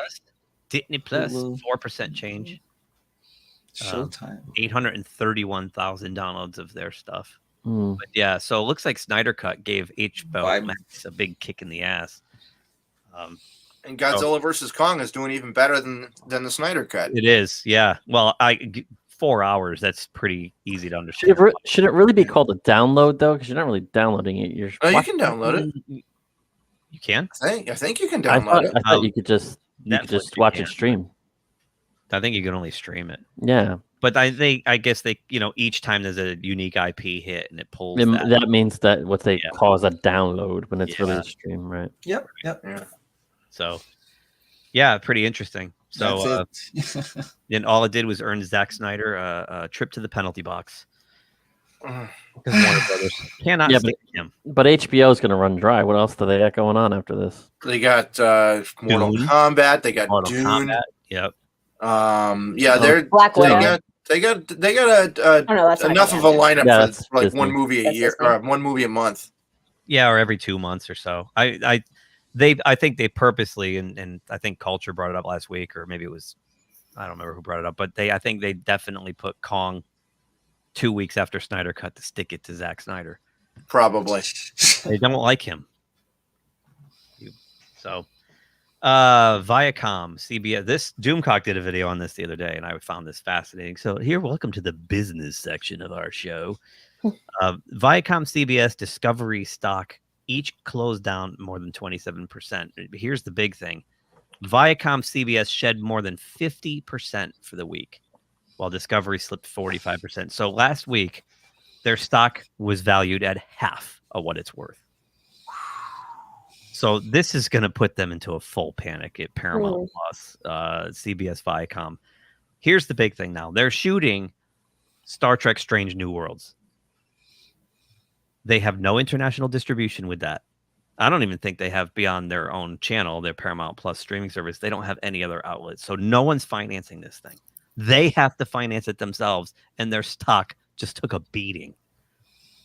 They are in some serious trouble. Yeah, aren't they shooting Picard, or did they start shooting Picard? Yeah, it's Picard season 2. They're bringing back Q. Yeah, Viacom can die a slow death. Yeah, I agree. Indeed. And it looks like this is exactly what's going to happen. This could be the moment. If their stock is tanking and they have to finance Strange New Worlds on their own, they're at a tipping point. I think they're at a pivotal point in Star Trek. They either have to step up their game and do it the right way, or keep doing what they're doing and keep losing, because they're in trouble now. And this was that was March 26th, and here was an analyst on March 30th saying we're selling Viacom. We're still selling, even though it went down. They're selling Viacom. Their Discovery will rebound. Apparently, they'll buy into Discovery, but Viacom, CBS, out. They're expecting my prediction is that they stay the course. That they're more concerned about going woke.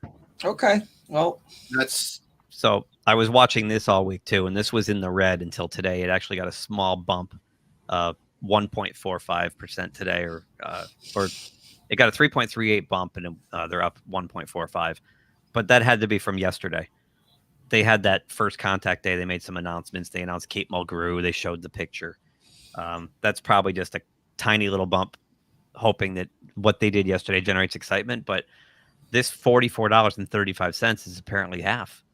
It was probably up around $80-$90, right? A share. So, wow. Yeah. That happened late last week. So, Paramount is not. I know Paramount used to be awesome. It was, yes, indeed. God, I remember one of my favorite things was the Indiana Jones movies when it would fade, the mountain would fade into a mountain in the movie, and it just had that cool symmetry to it. Or a gopher mount. A gopher mount. No, that's new Paramount. The gopher hole. Yeah. Discovery Network has their own issue, but not the same level. Do they really? Indiana Jones, Ghostbusters. What do you want? Ghostbusters. So this is going to be interesting to follow the progress of Strange New Worlds as they probably take out loans to make it. If they're going to be spending, I mean, we talked about it before. if they're spending what did I say, $6 to $8 million an episode of Discovery, they have to put the same production value into it, right? They can't cheap it. They've set a standard now. They can't cheap out. I bet you that they stay the course. Yeah, I think they're just too dumb. They're arrogant.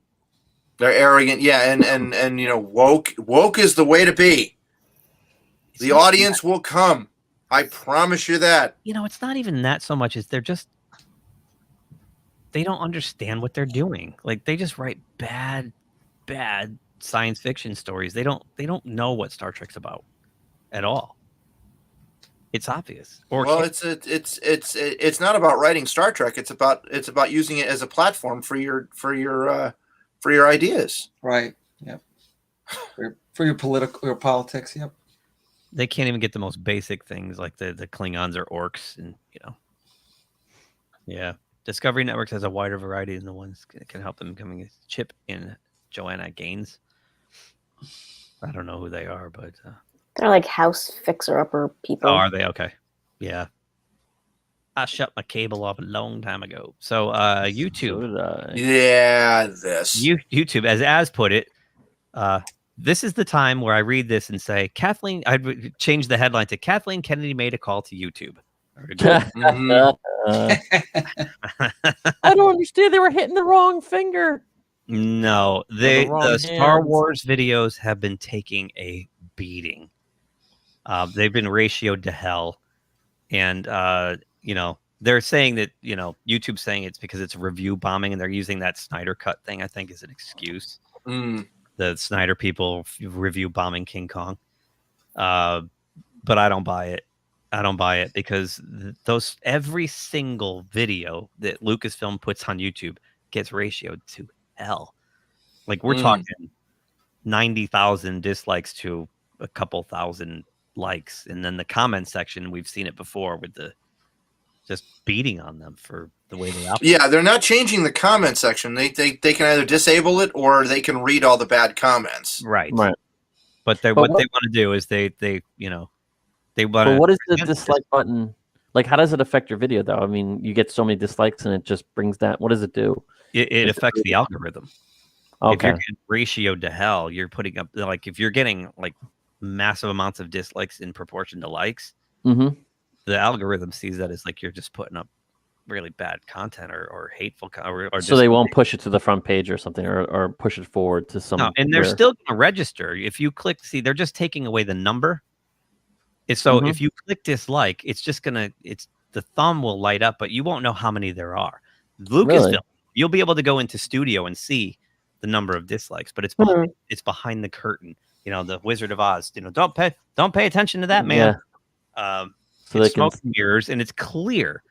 It's clear that a studio or something, or something. Yeah, and it was very likely Disney or Netflix did. Netflix did this a few years ago. That's right, they did, and it didn't sit well. I remember that. Yeah. So I don't know how this is going to turn out. They say they're going to like beta test it, this design. So I have yet to see it happen because right now I still see the number of dislikes on people's pages. So I bet all the important pages have this. I'm sure that. Would you like to conduct an experiment live? Sure. I bet you. I bet you the Star Wars page probably has it. Captain Marvel. I bet you she has it. Oh, Brie Larson. Yeah. Yeah. All right. Let's go to the Star Wars channel here. Here we go. Let's see now. Let's pick a video. How about one of the High Republic? All right. What are you, Mr. Hanky? He's still there. High Republic. It's still there. Up 13,000 down. And you fired Gina Carano. You fired Gina Carano. You fired Gina Carano. Wow. You fired Gina. This is every video looks like this. Wow. So they haven't implemented it yet. Let's see what this one. This is from last week. 1.7 down or up. 9.8 down. Oh wow. And you fired Gina Carano. You fired Gina. Wow. People have a lot of time on their hands. They really do. And I find it hilarious. Let's check this one. More. High Republic.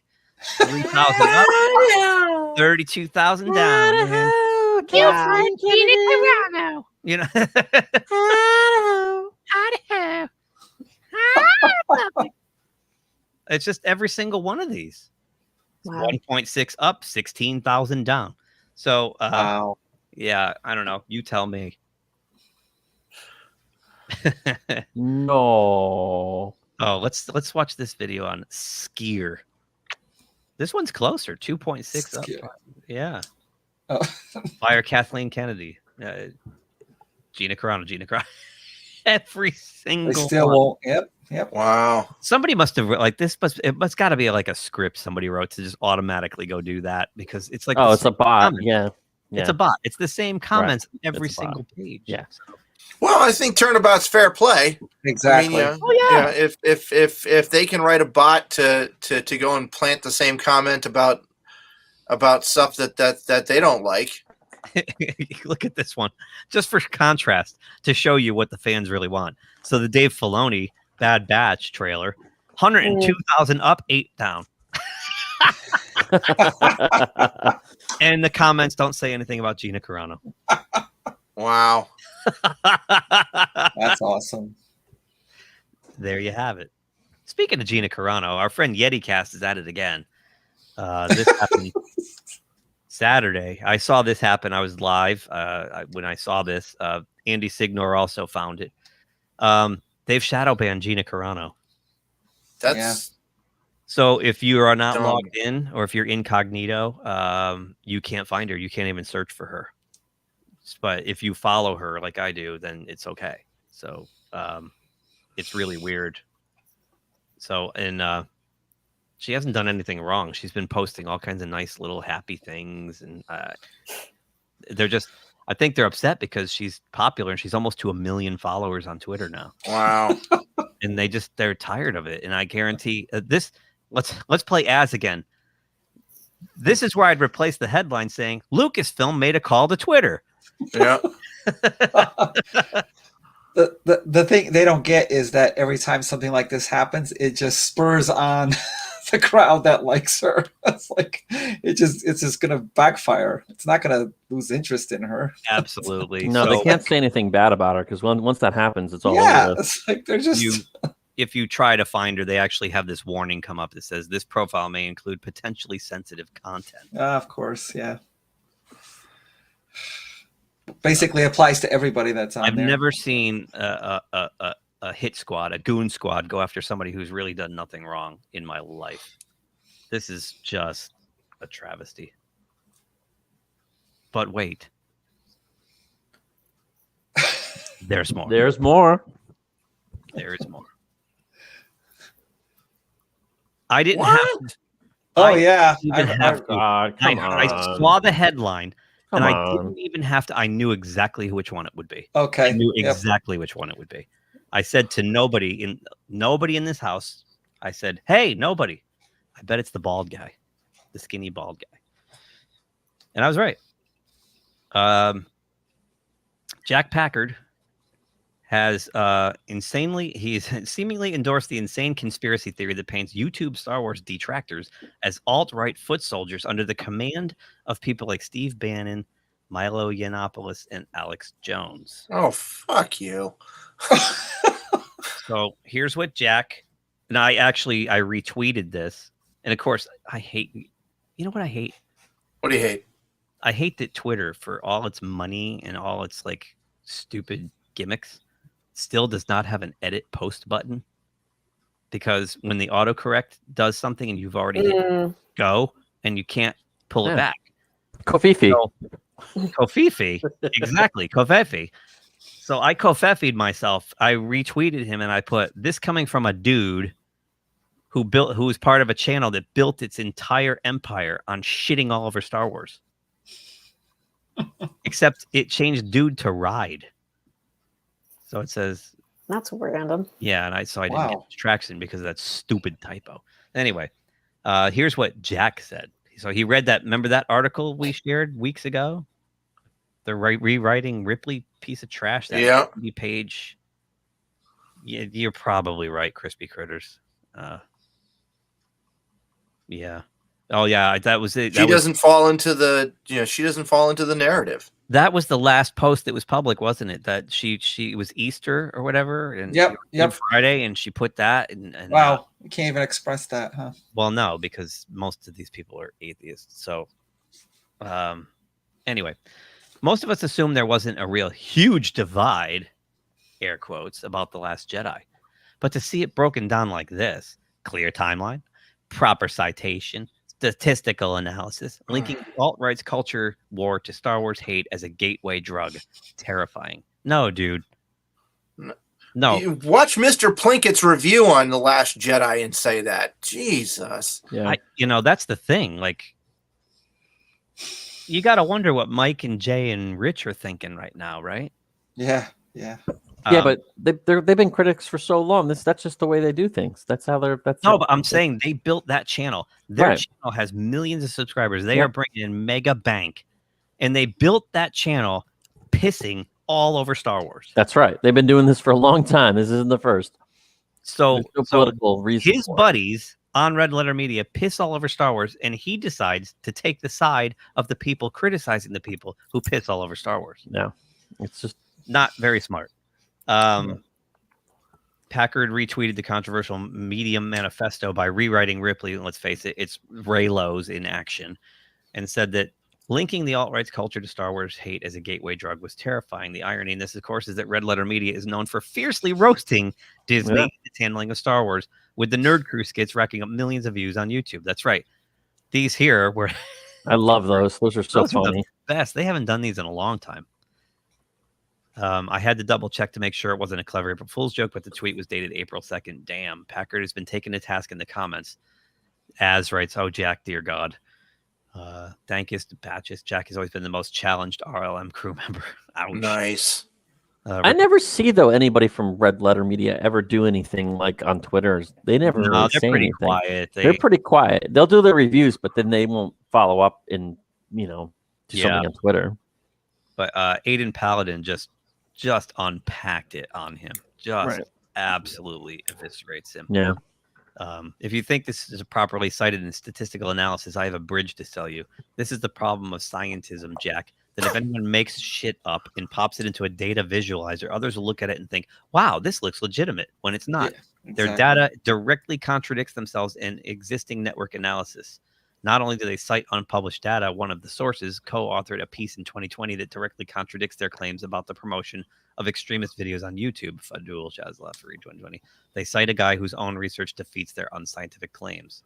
Moreover, the claim that positive messaging on Twitter prove real people love TLJ is contradicted by a network analysis from Ferreira and Yang 2015, who found that the normative positivity of the network is 2 to 1, the exact same finding of topic-specific positivity identified here.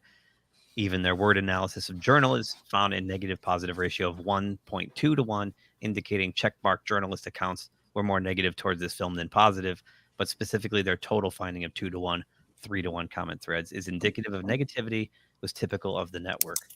Oh my God. They scrubbed their own data manually and via a citation from Bay 2018, this produced a finding of 10% network negativity, which is atypical and is actually evidence of pro-TLJ botting, not the opposite. Hilariously, a paragraph later, they cite an antithetical study. That is an unpublished personal study from Lucinda and D that found 75% negativity in the network. Their data are inconsistent and contradictory because this is not science, but scientism. Other pop culture YouTubers such as Gary Beekler from Neurotics point out that the hypocrisy of someone from Red Letter Media taking a shot at Disney Star Wars critics, given how their own platform grew exponentially because of the shade they threw at Disney. Red Letter Media ripped The Last Jedi in 2 videos with a combined 10 million views. If you can't get your first sentence right, it's pretty easy to assume you would buy this blog, what this blog is selling. Bam. Damn. Oh, Gary. While Packard doesn't speak for the entirety of Red Letter Media, it's still going to be disappointing for anyone to see anyone from RLM do a heel turn on anti-Disney Star Wars fans. Great. Nice. So, yeah. He didn't seem to get it because he actually posted a follow-up that was just as ridiculous. It was just like, wow, man. Like, does he even know, like, that girl Katie that's doing that is like... She thinks Adam Driver and Daisy Ridley should be married for real. My brain hurts. Boy. So yeah, that's bizarre. It'll be interesting to see if he suddenly vanishes from the Red Letter Media lineup. Going forward. I mean, he only did those best of the worst things anyway. He did those, and he did the rewatches, or what do they call that? Yeah, he did a couple of the reviews. Yeah, the rewinds. Yeah, I think he's kind of like a guest star. I don't think he's actually part of their cast, but yeah, Boz Zing. Yeah, I think Aiden just fried that dude. Yeah, their thunder's being stolen. Yeah, but wait, there's more. There's more. Oh yeah, there's more. Oh, jeez. What the fresh hell is this? That's perfect for this What one. the fresh hell is this? I like that. Fresh hell is this? You got everything here? Just when you think the Republic can't get any worse. Where do they? Where do they come up with this shit? They had to top the Rock. No, I know. What is this? Go ahead, Jude. There's nobody at that conference table saying, No, hold on a sec. What the fuck, dude? Were they watching like The Matrix 2 and they're like, those two guys with the blonde hair look cool. Let's just shave their heads and make them Jedis. It's funny that you say that's the comparison a lot of people have been making. Oh, okay. Yeah, it looks like I don't know what those two guys were because I know The Matrix 2 wasn't. My question is, if you're gonna virtue signal, right? Why do you have to make them look so freaking weird? It's like a contradiction. It's like, oh, we're going to represent trans on Transgender Day with making the weirdest psycho-looking guys ever. Yeah. I mean, Here's the thing, though. When you can't you just make them look like regular people and then just say, well, that's trans. That's what I was right. That's his point. That was my point exactly. They want to look like the sex, or they want to look like the sex or gender or sex of what they want to. You know what I mean? Like, why do you need to make them look weird? I keep hearing Kamran Pasha in my brain when I see stuff like this, where he's like, none of them believe what they're peddling. They don't, and they're actually more racist than you realize. And when this is exactly it, let's make some trans non-binary guys, and then make them look like complete psychopathic killers. I wonder if this type of stuff is being done. Nice. Yeah, the Lex Luthor twins. Yeah. I wonder if this sort of stuff is being done on purpose so that it will deliberately generate bad comments. So that this way they can say, "Look, the fandom is toxic," to help further drive their point home. Part of it. I mean, just look at this, and their names are Sarah and Tarek. Like, it's Tomax and Zaymot. What? I was just gonna say that. Yeah, I mean, like the lazy, the creative bankruptcy, and there's more of this with the children of the atom. Like, oh yeah. This takes this. I said this to Edson on our Sunday thing. Like, this reminds me of when I was like 14, and I wanted to make my own original story. Right? I'm going to make my own Star Wars story. I'm going to come up with these two guys, and I'm going to just invert their names because I have no imagination. Like, this is stuff that like children do, or people with no creative talent. No. Why are these people there? Excellent block, Sarah. Thank you, Tarek. It's like when you. It's like when you. It's just this weird thing. It's like when you brought your parent to see Metallica, and they never even heard Metallica before, and then they leave a Metallica fan and have a Metallica T-shirt on. Like, it's just not cool, man. Like, right. Hey, Glenzer, what's going on, man? Oh my God! These people obviously they just don't know. People who create this shit have no clue. No clue. No. So Tarek and Sarah.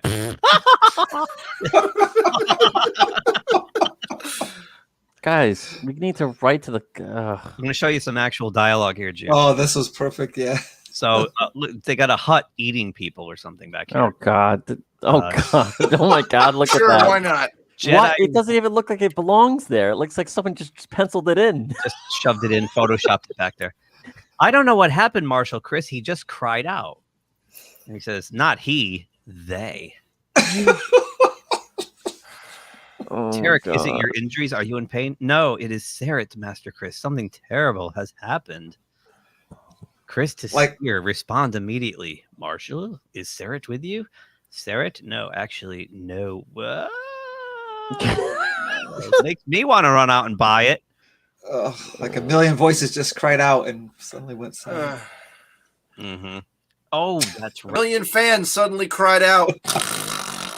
That's right. They announced this. This is interesting too. They announced this on their Facebook page, but not on their Twitter page. Right. That was the point. And Data Racer, astute, jumped on it and says they posted this on Facebook, so you have to use your personal account to call them out and then get doxxed and harassed by radical activists for your bigotry. Don't fall for it. Exactly, because like on Twitter, you can hide behind an alias, right? Yeah. But on Facebook, you have to verify your identity, right? I'm starting to think that the qualifications to writing a Star Wars story is basically knowing nothing about Star Wars. Do you know anything about Star Wars? No, you're hired. Well, it's the same with the Star Trek, right? It's like Star Wars. That's the one with the guy with the ears who does this, right? I swear, you will go into a job interview at Marvel or something. They're just like, so, what's your wokeness quotient? Oh, I'm very woke. You're hired. You don't have to draw. You don't have to write. This is a Marvel comic. Well, if Jon Favreau can make grown men cry, I can't believe they're still writing this stuff. I'll believe it. Believe it. Oh, look at that. Look at the face. That is creepy. Yeah. Fester. Yeah, it's Uncle Fester. They're festers. It's so bizarre, man. I think this has got to be done on purpose so that they can gather up all the negative comments. Well, I would tend to think that might be true. And as Data Racer points out, yeah, by putting it only on their Facebook page, they're collecting names. Yeah. But it's not exclusive to Star Wars or Lucasfilm. Because DC came up with this idea to do Red Robin. Oh, Round Robin. Sorry. Yeah, to do a round robin March Madness bracket. There's a animal at my feet. They've got some gems in here like Etta Candy, Holiday Hero, Zatanna and the King of Nightmares. Okay. Son of Creeper. But the best one is this one. Justice League Queer. What? What fresh hell is this? You already used it. You can't use it. I know. What in the fresh hell is this? What? Yes, that's yes. Exactly. You read that correctly. Justice League Queer, among several potential new DC series whose publication to be decided on by fan vote. From Spencer Bacall, wow, founding into comics. DC wow, Comics they really are afraid of money, aren't they? They're allergic to profit. DC Comics has opened up a March Madness style voting bracket to allow readers to choose one story from several pitches for publication, which range from a Vocaloid story involving the Paris Batman known as Night Runner to a series focused on a queer iteration of the Justice League.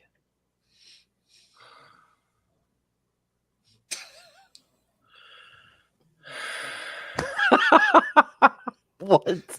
I don't mean to laugh. I'm sorry. On March 31st, the appropriately named Round Robin voting tournament is where DC Publishing asks you, the fans, to vote on 16 different stories to determine which one will be made into a complete series, which will see publication in late 2021. As noted above, the series currently vying for selection range wildly in their subject matter and principal characters with titles focused on smaller characters such as Etta Candy, Ambush Bug, and the Ambush Bug. There you go. And popular DC heroes like Kyle Rayner, Blue Beetle, and Swamp Thing. Popular. So this is Green Lantern New Guardians. That doesn't look like a Green Lantern to me. No, that looks like a guy in a VR headset. Well, there's the old lanterns back there, but yeah, it looks like a guy. And that goes along with everything they're trying to do. And Edson and I talked about this on our Sunday stream is like the new Amazing Spider-Man run right now. Like Spider-Man's goggles are like VR goggles and people online follow him and tell him what to do. And like, it's becoming a CW show. It's not only that, it's like they're trying to appeal to the internet kids. They think, oh, well, if we tie superheroes to the internet, we'll sell to that generation. It's not going to happen. No, I mean, it's kind of funny because you could play the old Batman series to a young kid and they'd laugh and have fun watching it. They don't need to. It doesn't have to be current day. The kids Hey, can still relate. Explorers here. What's going on, dude? However, despite the wide ride of offerings, one particular title has managed to capture more attention than its competitors, due mainly to its subject matter and featuring one of the DCU's most prominent teams, Justice League Queer. Justice League Queer has been described by the publisher as a book wherein 8 young queer heroes investigate a series of monstrous manifestations around the world and discovering that something much more terrifying is coming. Like low sales. Low sales. Yeah, exactly. So, Ambush Bug. Bring back Ambush Bug. Deadpool is popular. Ambush Bug should win. I vote for Ambush Bug. So, yeah. Boy, you don't need to be gimmicky if you're making good products. And the fact that they're doing this March Madness tournament with stuff like this, like, what? Yep. For anyone who wants to continue with comic books, I suggest leaving Marvel and DC and going after some of these independents. They're coming up with some good stuff.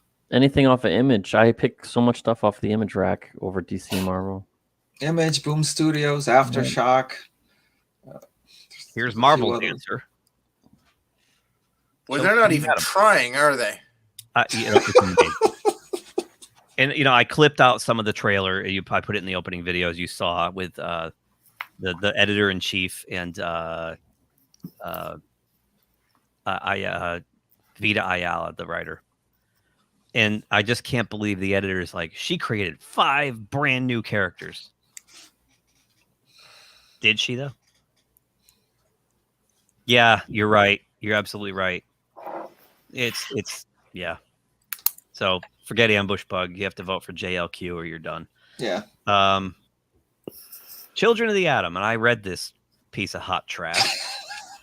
It is. You actually read this? Her name was actually Cyclops Lass. Yes. Was it free? Was it free comic day? For God's sakes! Well, yeah. Wait, let me back up. What's that, Jude? Was it free comic day? No, I actually paid $5 for it. Here's why.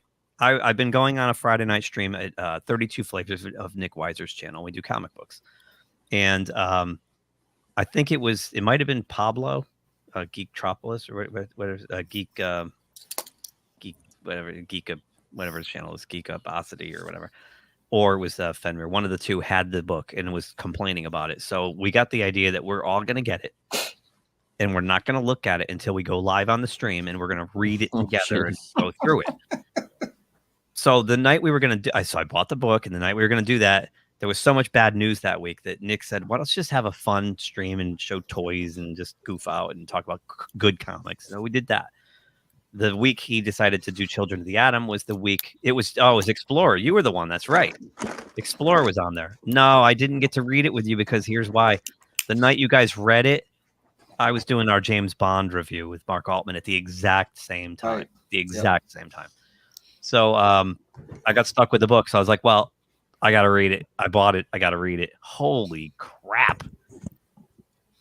And the thing to me is that it suffered from the same thing. I read the High Republic. High Republic, #1. These are not #1s that like grab you and suck you in and make you want to read the next book. They're just bland. Like, forget everything else. They're just fucking boring. Nice. I just love that one. Yeah, the first act is so bad. The dialogue is so horrible. It's horrible. Then the second act, they have the real X-Men, and it's okay. And then the third act is it's Cyclops girl and Vita Ayala self-insert girl watching high school basketball and talking about like how they want to bang these dudes for 8 pages. 8 pages of 2 girls sitting in the bleachers. Like, you gotta be kidding me. Excitement. Oh, I can't wait for issue 2 now. Like, yeah, it's just trash. So, here's your original members. So we have Cyclops Lass. Okay. Couldn't they be more original? Look at it is original, Jude. Because look, she needs the visor to aim her eye beams and she can operate without it. Unlike Cyclops, so if he takes it off, the beams go everywhere. So there you go. That's original. Done. Oh, does that make her more smarter than the white male Cyclops? No, it just she doesn't need the goggles. He does. Right. Gimmick. Gambit. Jubilee. I mean it. It could be both, They maybe. even admit it. Her powers allow her to charge and explode inanimate objects like Gambit. Oh, Gambit. And her costume is based on his as well. I give you 5 original characters. Is she French? No, it's Vita herself. This character looks just like Vita, the author. That's why I put it in the beginning video. Yeah. It's a self-insert. Cold. She creates the costumes for the team. Cyclops ass, yeah. This one, these names get better. You thought Cyclops last was bad, Pete? Marvel Guy. Looks like he stole Blue Beetle's mask and painted it green. Yes, but Marvel Guy is Marvel Girl. Right. Wait. Jean Grey. They're changing the sex His on the name, character. powers, and green and yellow costume make him a stand-in for Marvel Girl, which was the code name Jean Grey used in the early days of the team. Yep. Yeah. In love with his teammate Gabe and is jealous of the Very original. Armin have. I got a great idea, guys. But wait, you liked Angel, then you'll love Cherub. Gabe is Cherub. He's a stand-in for Angel Archangel. He plays basketball on the same team as Benny, where he has a subtle rivalry with his teammate Cole. Unlike Angel, Cherub's wings seem to be almost elemental or energy-based in nature instead of the traditional feathers. He goes into his safe space. He's shown is be able to envelop himself in these wings to protect himself from harm. His turn-ons are walks on the beach. Daycrawler. And last but not least, you've heard of Nightcrawler. We give you Daycrawler. Oh my goodness. Is he a ginger? Oh, sorry. Well, he's a white kid. And a Daywalker. Daywalkers. Remember the Daywalkers? Yeah. The South Park episode. Daycrawler has the same teleporting powers and sound effect of Nightcrawler. Bamf. Wow. He's the youngest member. He's plucky. And He doesn't he's- go to the same school as the others, He has the same tail, and which is a real drag. Because I got to go get him from junior high. Like, Didn't even bother to- we got to go to the other school and pick up Daycrawler. Actually, if you put your hand over his head, it's pretty much Nightcrawler. If you put your hand right over. Right.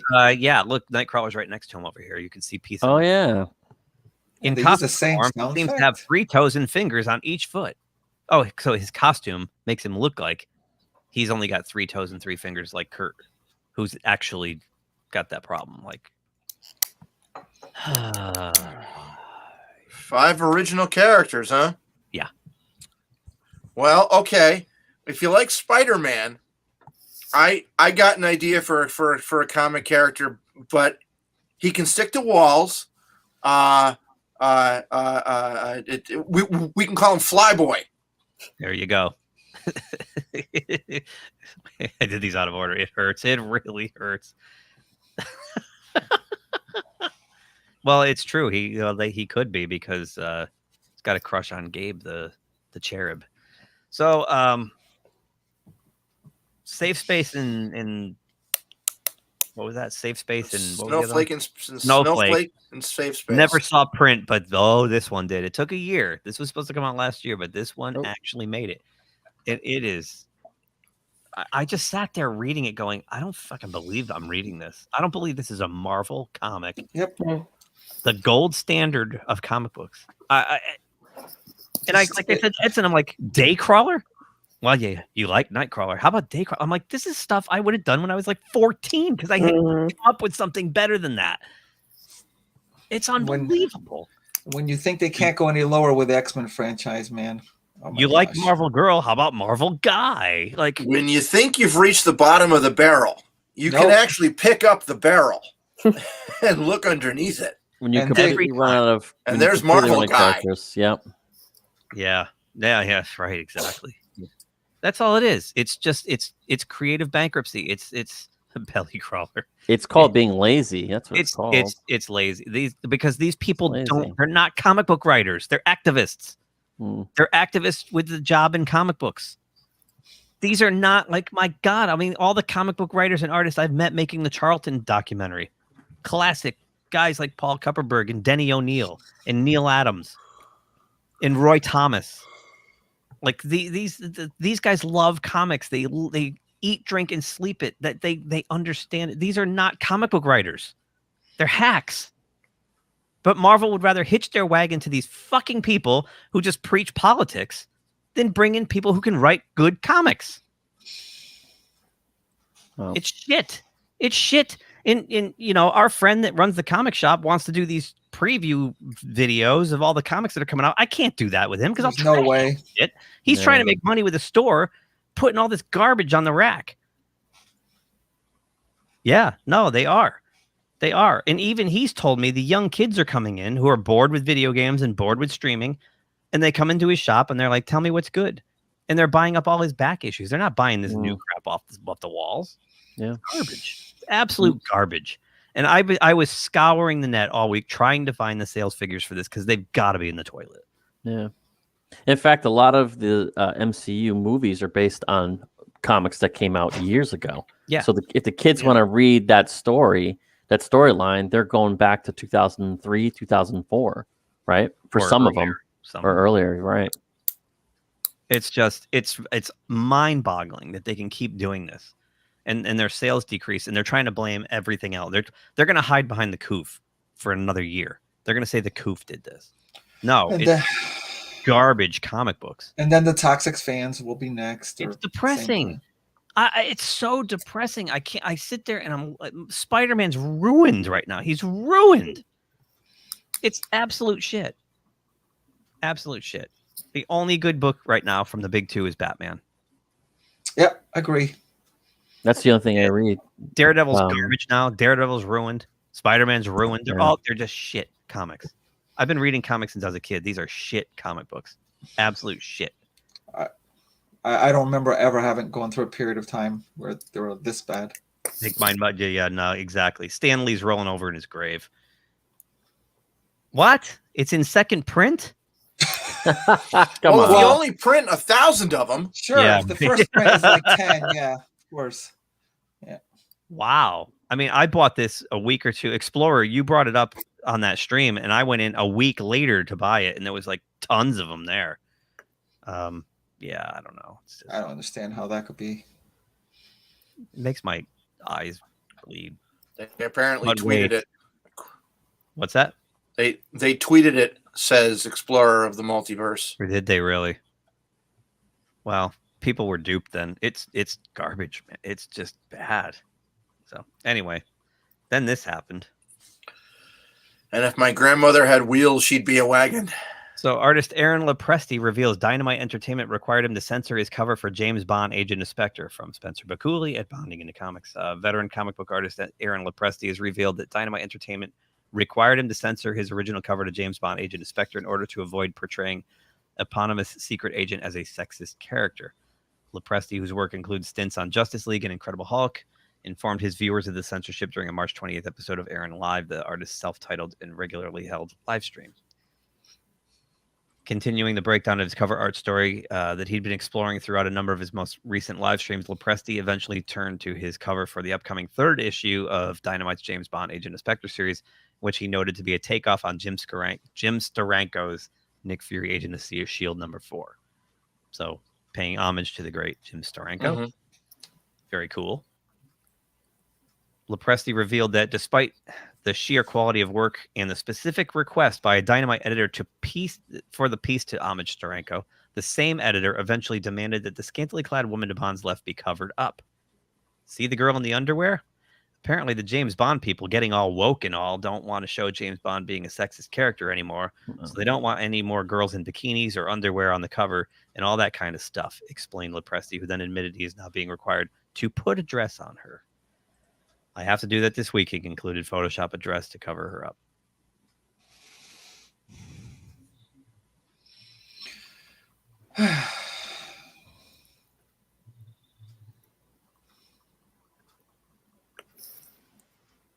It looks like a. It looks. Never mind. What? Looks like a bandana. A bandana on the picture. Oh, the lace. Yeah. Yeah. I mean, you know what she's going to be. Never mind. No, I mean, clearly people at someone went in with a Sharpie and just went. Well, no, I mean, the studio probably saw this, and I mean, it says that the editor said to him, the James Bond people are getting all woke. Yeah. So, you know, Culture Casino has the script to the new movie, and he said it's a piece of hot trash, and they're in reshoots again for it. So, yeah, it's just, you know, this is once you start apologizing, this is what happens. And Nick Barucci apologized last year, and that's what happens. Mm-hmm. Can't have anything because I don't like, you know, what's the difference with Ursula Andress coming out of the water in a bikini or Halle Berry jumping out of the water, you know, in a bikini in that? I don't know. Oh, we're flying in from Tejas. Oh, in New Orleans. New Orleans. Wow. That's well, awesome. He was in Texas. He was in Houston, not in New Orleans. Right. Yeah. Yeah. That's it. That's it. I'm going to start padding out some of my older stuff and buying some of the, 000. Tell me about it. It's just, you know, why is it a crime for James Bond to be attracted to exotic women and vice versa? Have you seen every James Bond film? That's the whole thing, but they're trying to get away from that. And it's like, I know, but that's just the way it is. And, you know, Edson, you brought up a good point the other night, too. A lot of times it's because he's trying to use it to his advantage. He's trying to, you know, infiltrate the enemy. And right. Accomplish the mission that way. Get information. Right. And cultivate contacts. And, you know, you're following a trail that will get you, hopefully, to the end, the person that's really causing all this. Yep. Yeah. So, you know, but again, it takes you having to watch and get the context of everything. But they don't do that. They just go, oh my God. Yeah. Yeah. That's. What do I always say? Moral indignancy is simply jealousy with a halo. Yeah. Oh, I heard a boop. Go poop yourself. There's Fat Steven. Hey, there he is. You know, I can tell it's just like real life. I enter a room and a woman still looks unimpressed and she's still checking her phone. I was trying to make funny, Chicky. I'm sorry. Don't kill me. I'm frozen up again. Oh, you're frozen. I thought I really pissed her off. I was like, I thought you were that funny at all. I thought you were doing that on purpose. Yeah. She was like, that's the look I get. Was like, that's it. What the hell, man? Welcome back to Hooters. Are you stalking Explorer? What the fuck? I'm sorry. I have a habit of doing that. That would be cool. I'd like to say congratulations, guys, on getting your winning card. That's great. Oh, is that what we won? Is that why we got that? I'm done talking. No, well, we're runner-ups. You won the actual big prize. You're the big winner.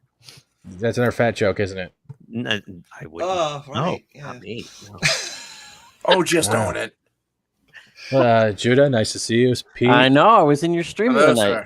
Oh, you're thank playing, you. You're playing video. This is fucking pissing me off, man. What's the matter? This is fucking pissing your me internet. What the fuck? I All right. don't know. Well, I I'm blame gonna bounce. I'm gonna bounce anyway. If you guys are Just like still on real when I life. come home, I'll say hey. But Okay. otherwise, have a good week. Okay. Aeropuerto. Nice All right, meeting so- you. Thank you for I'll be not there missing tomorrow. me. Bye, guys. Bye. But how are you guys doing? We're doing all right. How are you? Doing okay. We just better finished now. up we just finished up. Oh, thank you. If someone wanted to make fun of, great, right? But no, we just finished up the roundtable, which was great. I needed that break, and it's been an interesting couple of weeks with YouTube in general. Oh, hasn't it?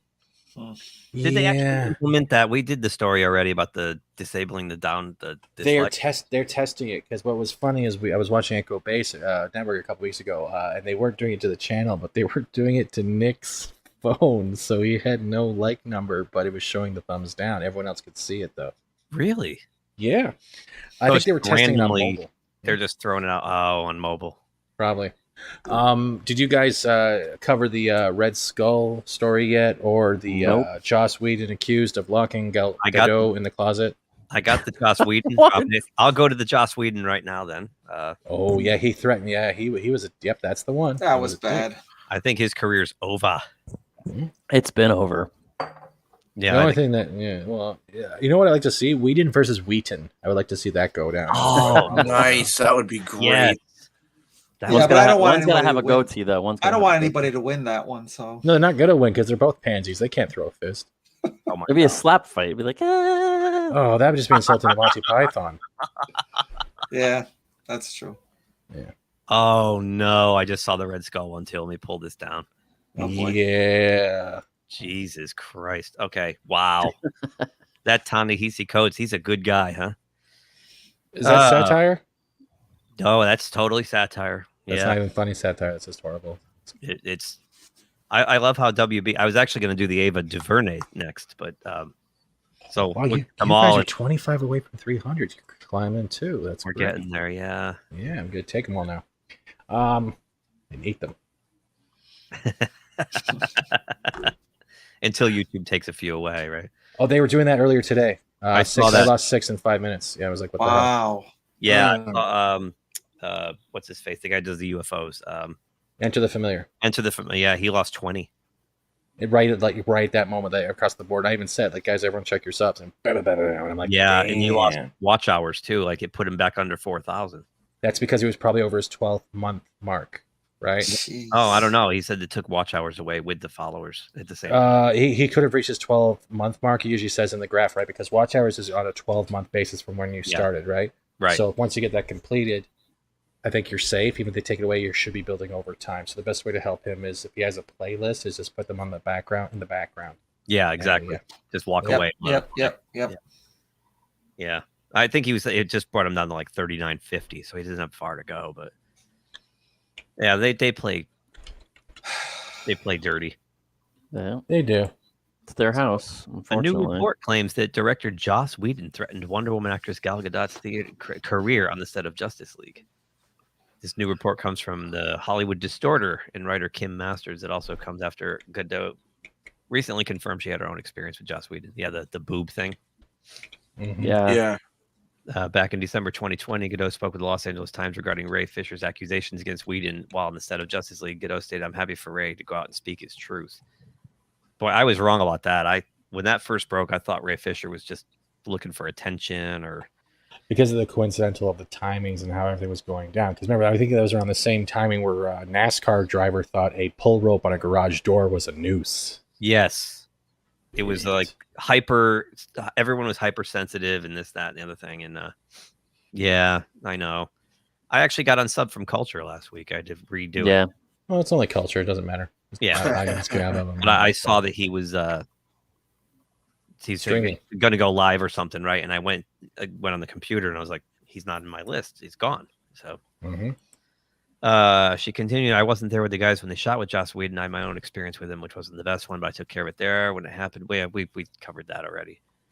Gadot did not elaborate on what the experience was, but Scooper and YouTuber Grace Randolph speculated it had to do with the Flash laying directly on top of Wonder Woman.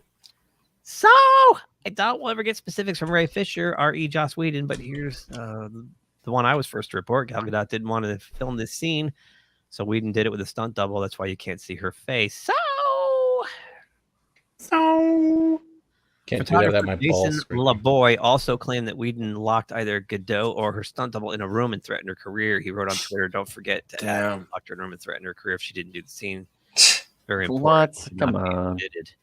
Now, this new report from THR and Masters appears to back up LaBoy's claims. Masters writes, "A knowledgeable source says Gadot had multiple concerns with the revised version of the film, including issues about her character being more aggressive than her character in Wonder Woman. She wanted to make the character flow from one movie to the next."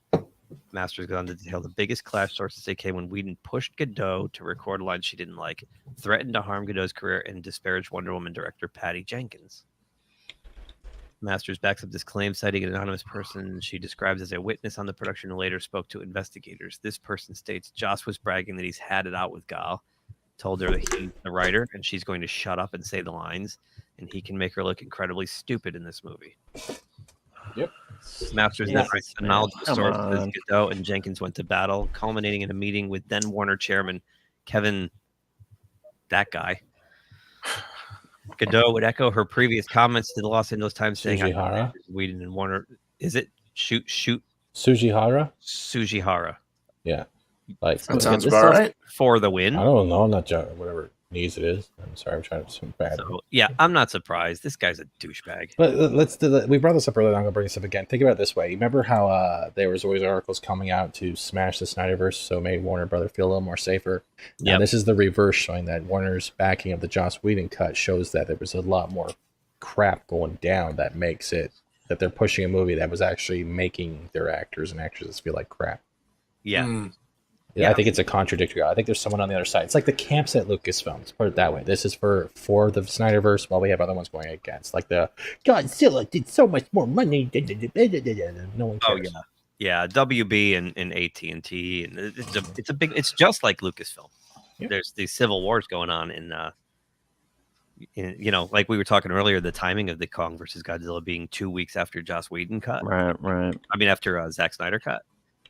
That was definitely and now, like you said, Steven, they're bragging about how it's doing so much better. Mm-hmm. Well, you kind of teed it up to fail that way. Well, most definitely. And people with their low attention spans would rather watch a movie that's under 2 hours long versus something that's 4 hours long. So yeah, I can see that happening. Hey, I think the Justice League is great. I think it was. I thought it was really good. Oh, I left the theater. I left the theater very happy. So I'm surprised. It's great. And I'm surprised some people who don't really watch superhero movies got through 4 hours and they liked it. So there are people that, they're not fans of the comics and they watched it and they enjoyed it. So that's something to be said. But, Warner Brothers they've gone on this run of hiring just nasty people. Yep.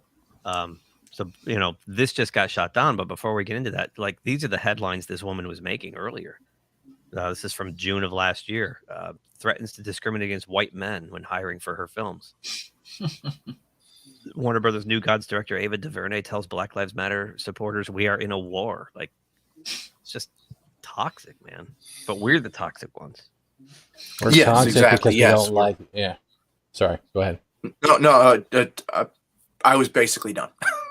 Oh, I'm sorry. Well, we're toxic for one reason. We don't like what they're shoving down our throats. We don't want to give them our money, our voices being heard, and they're the big corporations. They think that we don't deserve a voice. We're supposed to consume. But part of being a consumer is that one statement we used to live by: the consumer is always right. Not always, but if you listen to the consumer and try to make something that's somewhat based off what they're going for, you will pull in more consumers. Yeah. No, exactly.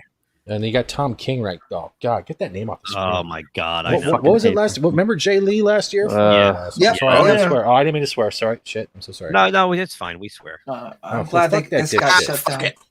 Yeah. No, it's Tom King, when he did that to Jay Lee, I was like, "You're fucking done. You're an ass." And then he took pictures of his dog, and he was being extra fucking passive aggressive. I was like, "Your dick must be smaller than the goddamn Oompa Loompas." His dog died, and he's yeah. He just that's the idea that he tweeted I called DC and ratted him out. And you should get rid of him. You're an asshole. He's been in the comics business for 35 years. People love him. Yeah, but you guys all know how I feel about his Batman run, so I knew he was trash before then. While you guys talk about this, I'm honestly going to try to find it because you will laugh when you see it. Have you seen the one cover where he did the Catwoman? And it's literally his face feminized on Catwoman's body. He literally drew Catwoman that looks like him. So he literally is trying to tell people subconsciously that he wants to get pegged by Bruce Wayne. That's pretty much what I got. I saw that. Wow. What? Yeah. Wow. So while you're finding that, after nearly 3 years of pre-production apiece, Warner Brothers has announced they will be passing on both the Ava DuVernay and Tom King helmed New Gods film and the James Wan and Peter Safran's Aquaman movie spinoff, The Trench. I think The Trench was just collateral damage. They had to make it look good, we're going to take a movie away from a black lady. We got to. So in a statement provided to the Hollywood Reporter, Warner Brothers explained, as part of our DC slate, some legacy development titles, including New Gods and The Trench, will not be moving forward. We thank our partners Ava DuVernay, Tom King, James Wan, and Peter Safran for their time and collaboration in this process, and look forward to our continued partnership with them on other DC stories. The studio added, these projects will remain in their skillful hands if they were to move forward in the future. So wait. Did he draw this? Did Tom King draw this? Let's look for Tom King's face. Is it in No, the chick's face? it's, Oh, okay, never mind. Jason Fabok, who's an awesome artist. He's a good artist. Yep. I like that. Yeah. But there's a tweet from Tom King. Is it in this article? Yeah, they're saying that this is the reason that Zack Snyder's Dark Side and the fact that the Snyder Cut was so successful is what screwed this, because they were going to have like woke Dark Side probably, right? But what was he going to do? Stand in line at Starbucks asking for a manager? Yeah, probably. How the production was complicated by the appearance of Darkseid in Zack Snyder's Justice League. There's reportedly a desire to have space between Zack Snyder's Justice League and any new appearances, because he nailed Darkseid and everybody loved it. Ray Porter was it was great, you know. Yeah. So, Tom, I loved writing New Gods with you. I'm upset that the saga of Barda, Scott, Granny, Highfather, and the Furies end this way, wrote DuVernay. Diving into Kirby's fourth world was the adventure of a lifetime that can't be taken away. Thank you for your friendship, and remember, Darkseid is. I can't think of a better person who wants to go to war with white people to take over a character, a bunch of characters created by a Jewish guy. Oh, I have your image for you. Okay. This should undepress you, because you guys want to talk about this, and you're like, "Fuck." Oh my god! Once you see it, you'll never unsee it. Shit! Wow! I can't unsee this now. He literally put himself in his Catwoman, so he wants to get pegged by Bruce Wayne. Is this what? Is this from? Oh, is this from like a cover of one he did, or This is from his I think he was the one who did the Selena Kyle Batman married thing, didn't he? Yeah, the one. That's where you can find it, I think. Yep. Right. From when it, comic where they were having sex. Yeah. So now every time you want to masturbate to like a nice Catwoman cosplay, you just go, you're like, that's a hot bam, there's Tom King's face. Like, Tom King. It's like remember 90s porn? Remember 90s like dial up? Yeah. You have your pants around your ankles, you're sitting in your swivel chair. It's like and it's slowly scrolling down, like, all right. Nice face, yeah. Nice tits, oh yeah, penis, I'm out. Wow. I'm sorry, Delta. You look like you just got another comic book crushed for you. I'm so sorry. Not Catwoman. Come on. When I see a Catwoman with the goggle costume, I'm going to go, nice Tom King outfit. That's the best thing to do. You dress up like Catwoman, but have like a goatee. Like, who are you supposed to be? Tom King, Catwoman? Jeez. That might be a great Halloween outfit for me. It'd be a good way to scare people off your lawn. That's awesome. It's got to ruin the... I'm going to wait for his birthday and post that. I'm like, hey, remember that time you want to get pegged by Batman? Oh, my God. Yeah, I think there's some dark shit going on. What the heck is wrong with him? That's a question. You can't unsee it now. The same face, everything. Oh, my God. I'm going to put 5 o'clock shadow on Catwoman just to make it even. Yes. Tom Queen. Yeah, maybe. Oh, my God. Well, it would make sense. But, yeah, I'm glad I can bring some laughs. Nice. And some cries. There's too many of these horrible stories like this. I know. We got to get to this. Ta-Nehisi Coates writing a script for J.J. Abrams right now. I want this to go big. It's going small. I'm trying to make it big. There we go. That's what she said. You gotta see that previous picture, Keith. Which previous picture? Oh, you gotta see the pictures in this, because there's one part where Red Skull's thumb isn't even attached to his hand. What? We went through this. Yeah, if you keep scrolling down through the pictures now. Captain America. Yeah. Marvel Comics author Ta-Nehisi Coates has drawn a comparison between Jordan Peterson, the prominent psychologist whose self-help teachings run counter to many of the beliefs of critical social justice and race theory, and the infamous Hydra villain Red Skull. Mm-hmm. That's cool. That's great. Yeah. Who's the artist? He's already wrong, because Jordan Wendell Peterson Francis has more skin and hair. Wendell Francis. Really good. Yeah. As seen in recent issues, Captain America's current storyline involves the return of the Red Skull, who, following his return from death as a mental co-inhabitant of Alexander Lukin's newly revived body, has taken to radicalizing his various followers through posting internet videos criticizing the Star-Spangled Hero and what he represents. Marvel's going all in on all this like social media tie-ins with these comic book characters. Like they're all on the internet now.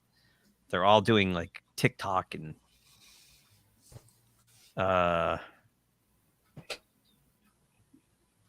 though Red Skull's inflammatory internet career was first hinted at in the last issue, number 27, it was not until the recent release of issue 28 that Coates revealed that classic Captain America villain was not only going about his operation by running a simple blog, an embarrassing downgrade from the once lofty goals of possessing the cosmic cube.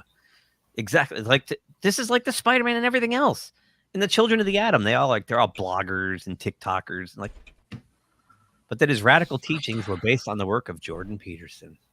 Gotta appeal to the demographic, which they're not going to get, but just a little. Just want to throw it out here when you do stuff like this. It's not going to age well because in 5 or 10 years, people are like, who the fuck is Jordan Peterson?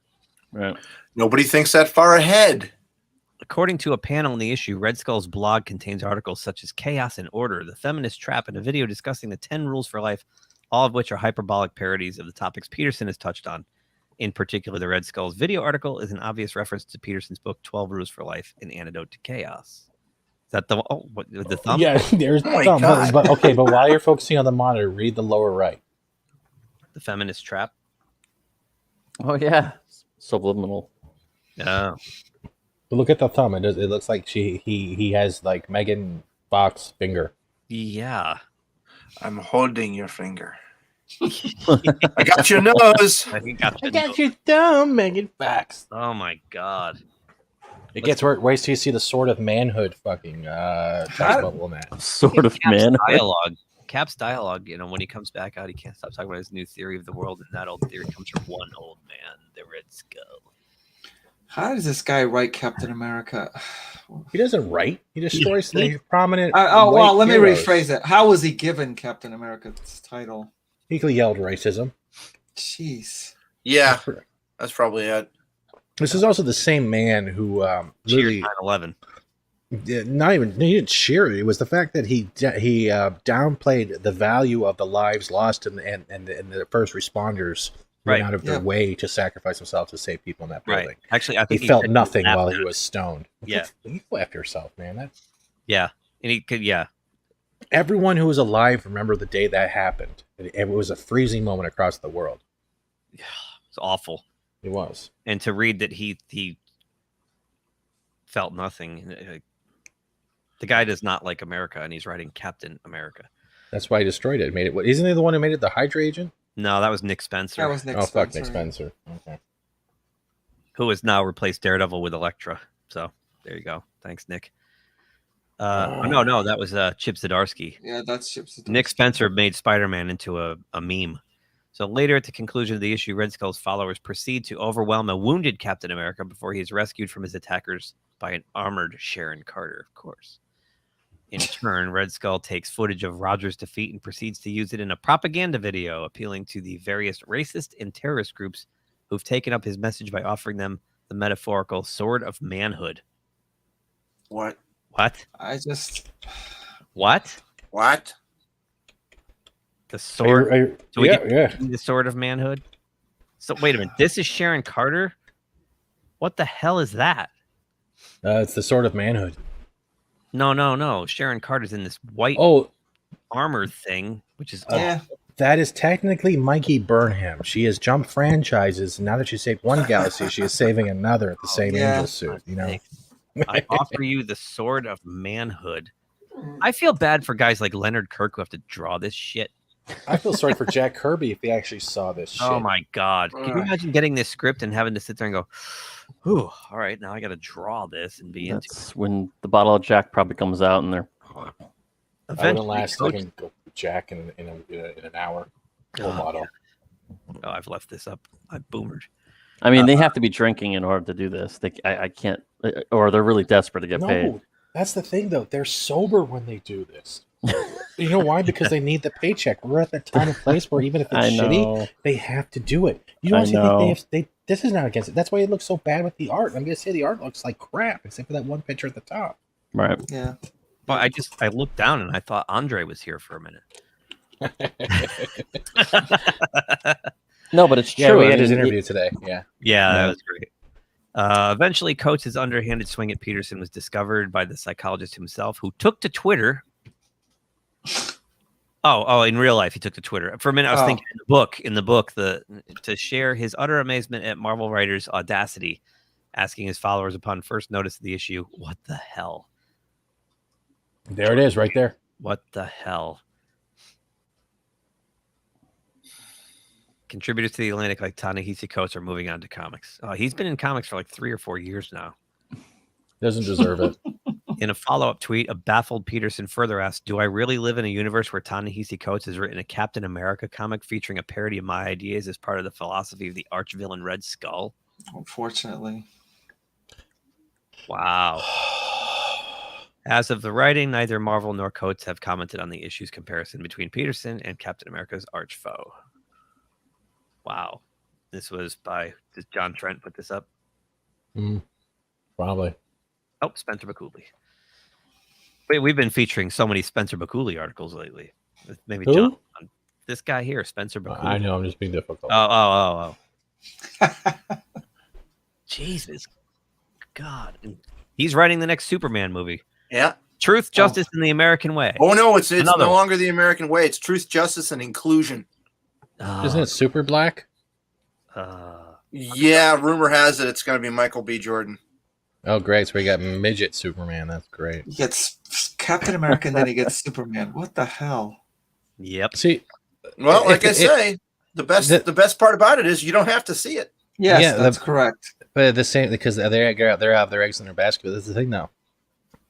If the writing is good, we know that Coates didn't write it. Yeah, right. True. I mean, it's amazing that Warner is just hitching their wagon. I mean, they brought in the woman who founded BLM, who is an admitted Marxist, to develop television. Then they hired that weirdo from Yale, who's basically the same thing, another Marxist, to develop films and television. They hire Ta-Nehisi Coates. They bring in Ava DuVernay. Like, what are they doing? What are they doing over there? That's the thing, though. I think they're burning themselves at the stake. I think they're just bringing all these people in so they have a better reason to get rid of the property. I don't think any of these companies want the comics anymore. Yeah, it makes sense. Think about it. They're burning everything. Issues are getting cut down. We've already lost Aquaman. We're losing the movies because there's probably not enough substance material for them to actually give a damn about because most normies don't know about them. So what they're doing is it's like, you know, when you're whittling down a piece of wood to make it into, like, let's say, like a spear. So we're going to take out this hero first. We'll start with the 3 things. And yeah, now they're doing it loud. Exactly. Right. Yeah. But there's always Invincible, and I'll stick by that because it has been good. Yes, it has so far. And Superman and Lois has been good so far, which I can't. Twister. Twister? There's a Twister. A Twister, yeah. In Kansas, Twister. I don't know. Never mind. Oh. No, I thought you meant they're gonna do a Twister. Like, they're building an audience and then they're gonna flip it and go totally woke like they did with Flag. You mean jump the shark? Lois Lane nerds how to act, so it's gonna be a while. Yeah. They don't jump care. the superhero. Yep. Yeah. Do you think that they're maybe not actively straight, but do you think they're trying to subtly just get rid of the stuff that's not meaningful? Because they're only focusing on the same heroes lately. And, like, what if Shazam 2 or Black Adam goes? What then? What do we? I don't know. I know I don't know what they're doing over there, and I think their AT&T overlords aren't happy with them, and I think this is going to come to a head soon. I really do. Yeah, because it's come down to agenda versus the dollar, and AT&T wants the money, and Warner just wants to push a narrative. That's the way I look at waste versus management. I guess I would look at it. That's a good way to put it. Waste management. It's the Snyder Cut only happened because AT&T wanted that to happen for HBO Max. Kate makes a good point. They aren't you guys. Referring to you guys. Us guys? Yeah, because you guys are stating how you're talking. Yeah. Yeah. Hell. Yeah. No, it's it's I'm starting to get that way too. It's like meh. It's more of impress me. Where before it would be I'd get excited about stuff all the time, and now it's just like you have to impress me because it's all garbage. Like, do something. I would pay, though, to see a parody of Gail Simone's Jabba the Hutt for some strange reason. I don't know why. If you don't like it, don't ride mine in the hut. Yeah. Oh God, what's her name there? Kelly Sue DeConnick. Ugh. Yeah, I agree. In Endgame, I don't even like Endgame. I think it's a sloppy mess of a movie. Especially, I mean, coming out of Infinity War, which was like so good, and then to get that was like. They got WandaVision, then they did the same thing with WandaVision. They get this wicked buildup, and then someone's like, "Oh, we got to write something good." Okay, let's. And like hasn't Falcon and Winter Soldier already lost like half their audience? I think that was at the point. I think that was the Doomcock made the rumor reference that it was like a timestamp when the BLM ad came up, the 76% or something like that dipped out. Dipped out, right? It's the same thing. What kind of tarnished the Spider-Man video game, right? Where they put the Black Lives Matter mission in, that you can get a banner, and the suit looked amazing. I'll give it props. The suit color scheme was really good. I did like the suit, but it was everything else. I'm like, really? That's like playing Mario Brothers, and halfway through, Luigi's going, "Have you heard about whiteness? Let me tell you before you hit this next Koopa shell." Like, fuck off. WandaVision kicked itself in the nuts. Wanda had nuts? Yeah. Apparently. Oh, shit. Yeah, Invincible's good so far. I'm at one episode behind, but I have to watch it. Loki brought this to my attention today, though. Supposedly, if you have Amazon Prime, you can actually read the full comic series online. Oh, really? Oh, wow. Yeah. The Invincible one? Yes, the Invincible one, yeah. Wow, I got to check that out. Okay. Do you have to go pee? Who has to go pee? He's shaking like he has to go pee. He's like, I said I have to check that out. Nice. Oh, okay. I was just saying the other day, I read the first like collected edition and never, for whatever reason, got the rest. So that's good. I can catch up. I like it. So far, so good. Mm-hmm. I mean, there's a couple little, Switches, we're so trained now to look for it that like you're almost bracing for it, and it's like, oh no, here it comes. You can see. That's a weird question I wanted to ask. Do you think that we've been trained in such a way to see it now that even the smallest one, even though it's minimal, it doesn't really actually cause any harm, that we nitpick it to the point that it's trying to prove that we are toxic fans because we can't let anything go? Do you think they're actually trying to do that on a subtle level? Well, yeah, Pete was kind of saying that earlier when we were going through the Lucasfilm stuff. I was at the High Republic, and they're almost like they're doing it on purpose to get us to react that way. Yeah, they made those non-binary twins. They made them look like these evil zombies, and Right. these He's a black good dude. eyes and big smiles, and almost like they're doing it on purpose so that all of the criticisms will be bad, so they can say, "Look, it's a toxic fan base." Yeah. Well, they actually ripped off the twins from the Matrix Reloaded. If you look at it, it's just That's what I all said. Twins. Yeah, that's yeah, what I we were said. saying that Yeah, too. like, A hey, ball look, version of Matrix. them. Yeah, it Yeah. is. And I think Jace actually summed it up. The fact that they were transgender, non-binary, kind of cancels them out and makes no sense. That means they're straight. Right. Right. Yep. That's what it does. If you haven't met him or talked to him and his crew is really good, but he is a smart man. And I give Snap Crew some promise. Like, Jace is a really good dude. That good to know. Yeah. Sorry. Welcome, Jace. Thank you for coming in. I think you really made a good point, Fat Steve, that I always worry about whether it's gotten to the point where I'm just looking for something in everything I watch now, and is that what's happening here? It's like, even when something good comes out, am I going to be like judgmental about it? It's like, oh my gosh. I reacted that way. Cobra Kai season 2, like all of a sudden I was like, uh-oh. Like, they're at that party and the girl's like, I'm a lesbian now. And I'm like, uh-oh, here we go. But they kind of got back on track. But I mean, it has its moments where I think some shows are more subtle with it than others. Like Ryan Cannell brought up the other night that the third season, like the big brawl at the end, the girls just beat the crap out of all the dudes. Yeah.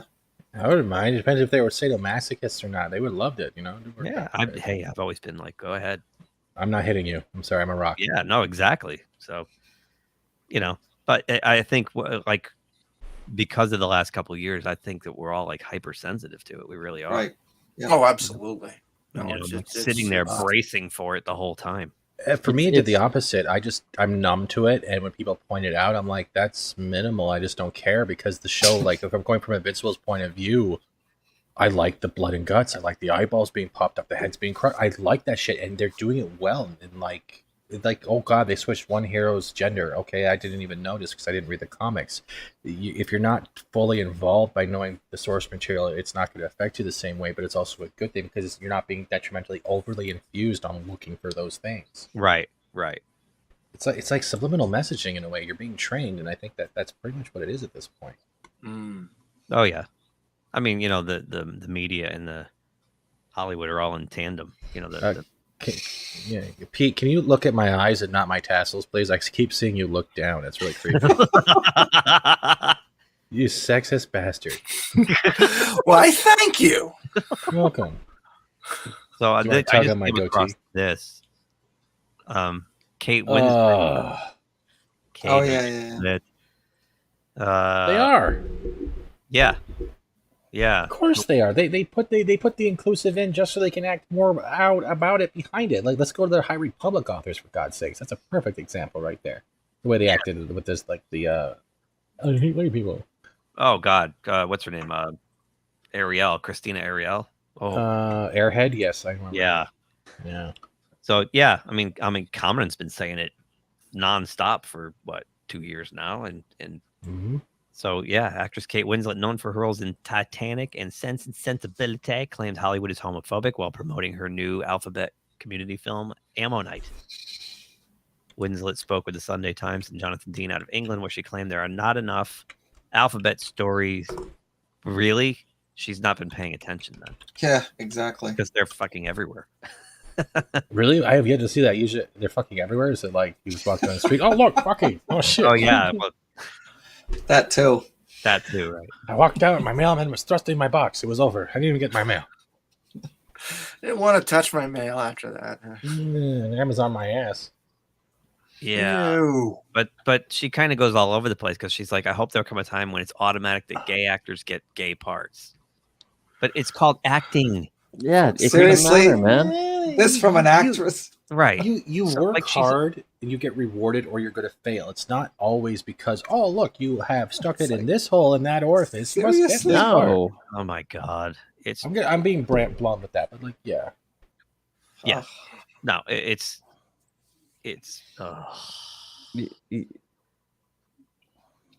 Actors need to act. Just be quiet.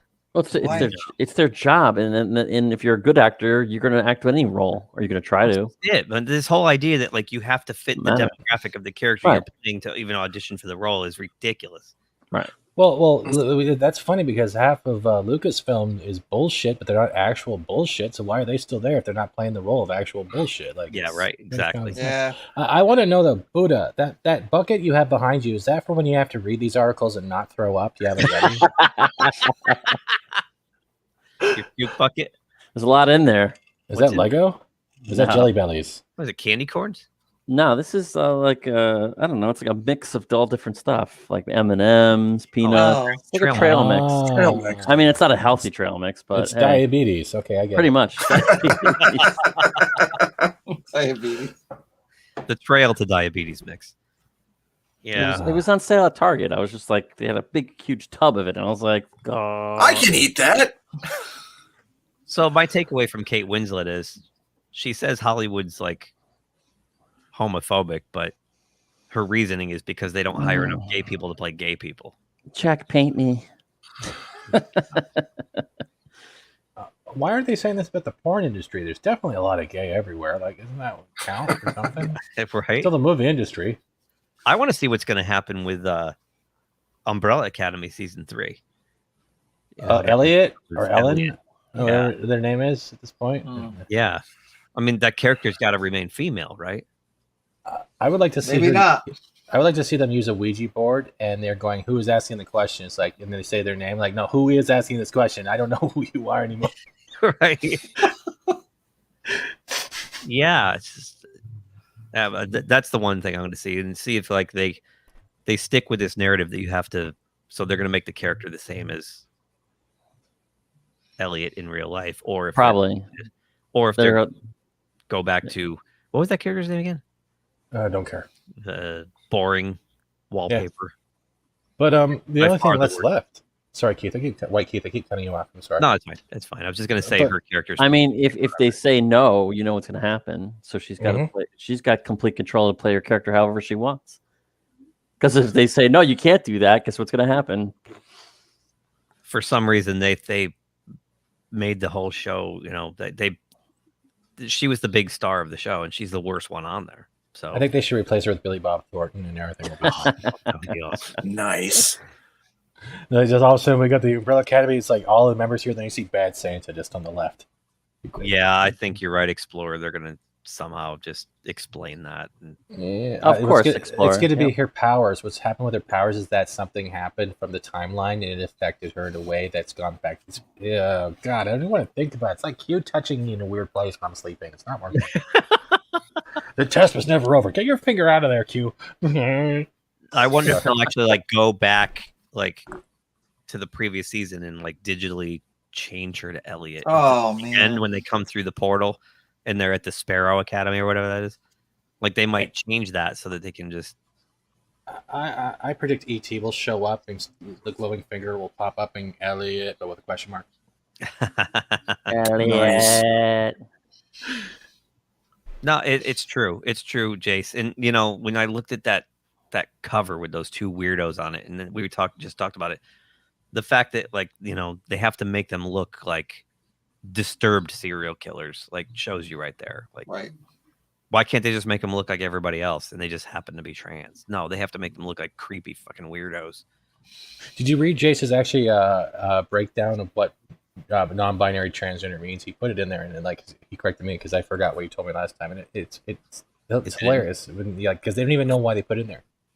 Yeah, This one right here? Yeah. Non-binary means you have non-gender. That's true. Right.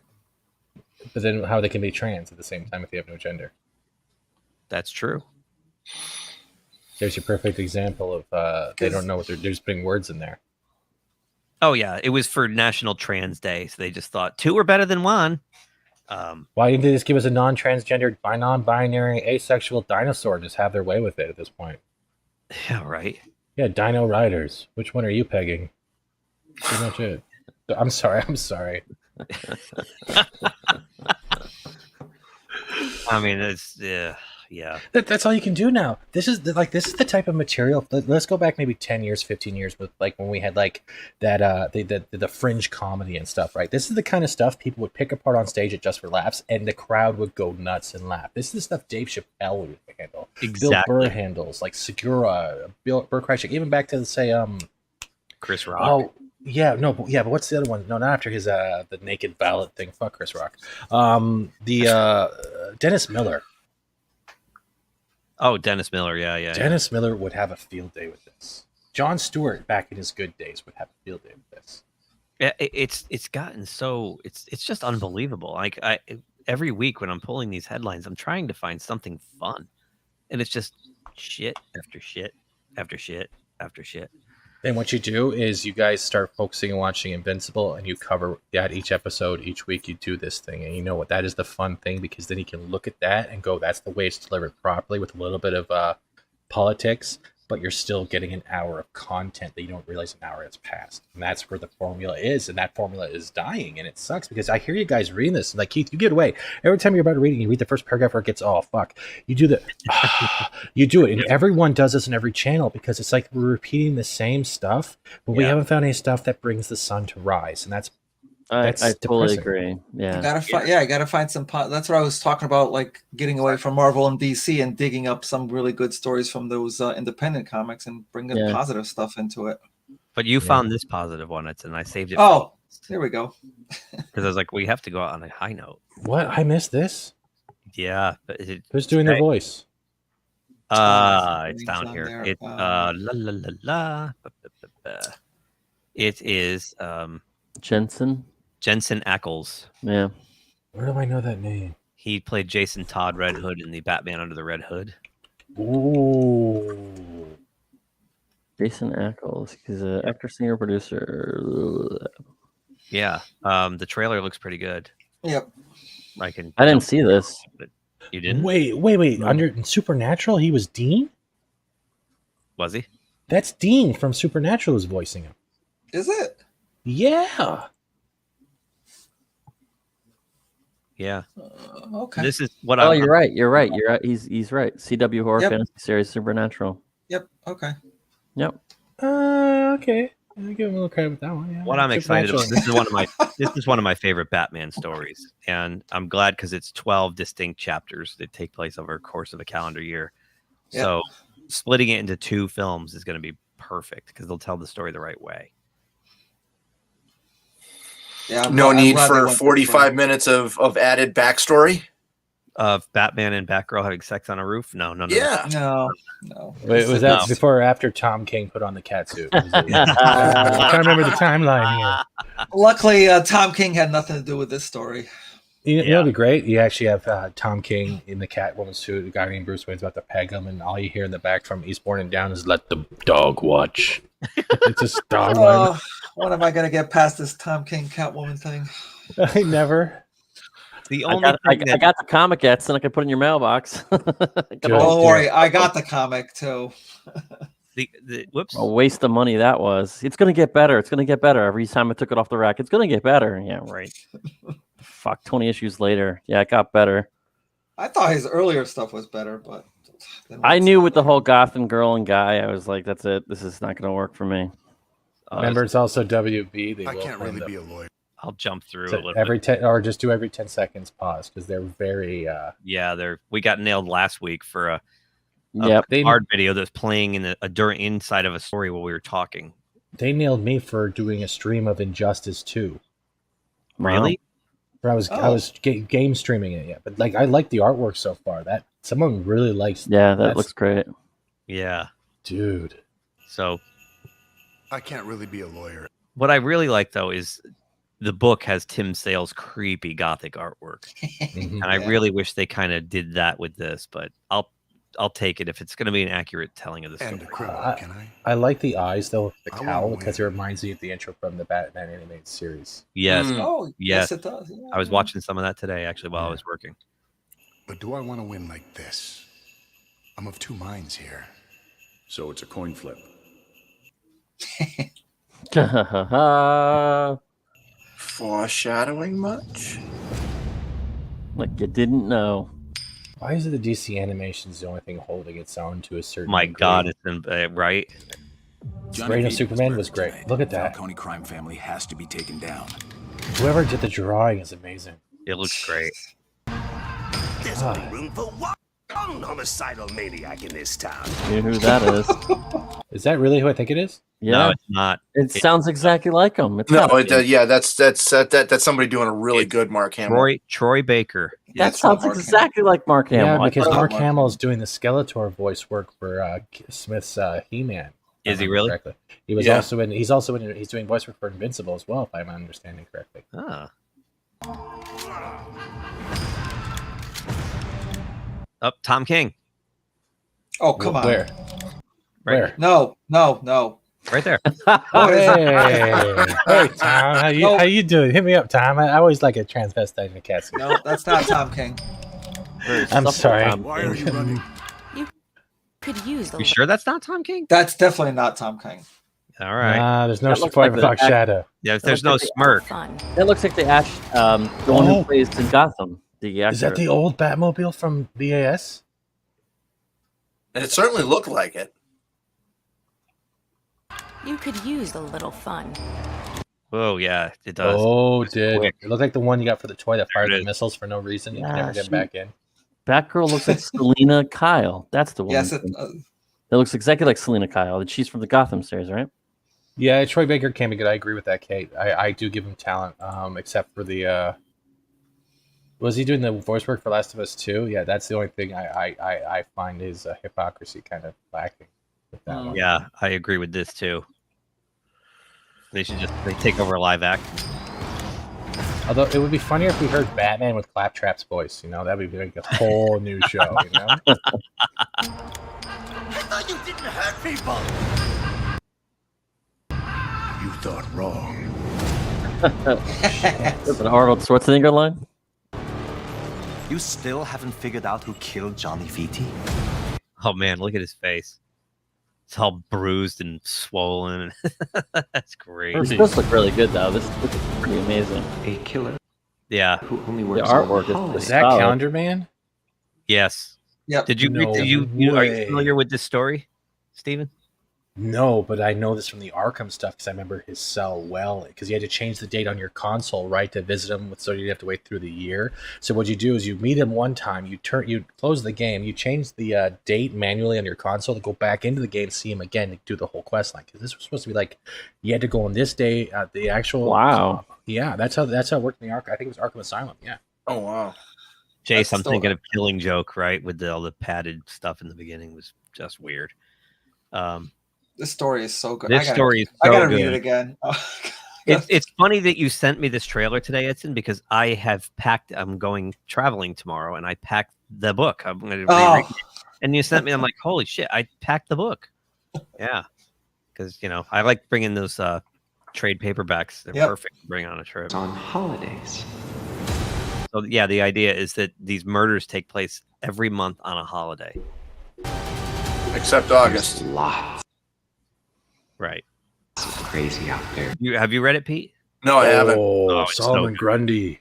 They're all in it. Like everybody's in it. Damn. Because Batman's going through them all, trying to figure out who the hell is. Right. It's like this book is like Batman at peak detective. Like peak detective. Yeah, this is Some a more real detective story. skills. Yeah, real detective. That's why I'm interested in the Zero Crisis shit that's happening with Fortnite. There's a 6-issue series coming out, right? But he's on the island, and he's actually gonna be fighting Snake Eyes from G.I. Joe in that. And the whole thing is him trying to not only escape the island, but he's solving the mysteries that we have not learned about in the years since Fortnite came out. Oh wow! Oh, that's what that's supposed to be. Oh, yeah. And plus, you get cosmetic codes as well through it. Nice. Yeah. Once I take him out, things are going to be different. We can start a family. Pause it again. Nice utility belt's yellow. Thank you. He's wearing the spandex underwear. I love it. It's the gray. You know what I mean? The gray and the yellow format. Yeah. I don't. Yeah, the gray and black. I don't like it. Wow, that looks awesome. Dude, someone cared about this. Yes. They might have actually done it right. They ruined Hush for me, but yeah, Hush. I was so bummed about, and Killing Joke too. I didn't mind Killing Joke. I actually liked it. Once it gets past the first 45 minutes. Yeah, but we also watched it on a plane, Keith. So I didn't mind watching that. You mean you like the Batman-Batgirl relationship? No, that was stupid. Yeah, This fall, no kidding. Alfred, and we must endeavor to lift it up again. Yeah, this is pretty. This one looks like they've spent some That's money. a pretty ripped Batman. How many abs does he have there? Hold on. What the dude? They nailed the reds and the blacks fine. Yeah. It's on HBO Max. Yeah. Why is he wearing the top hat from the Mad Hatter? What the fuck?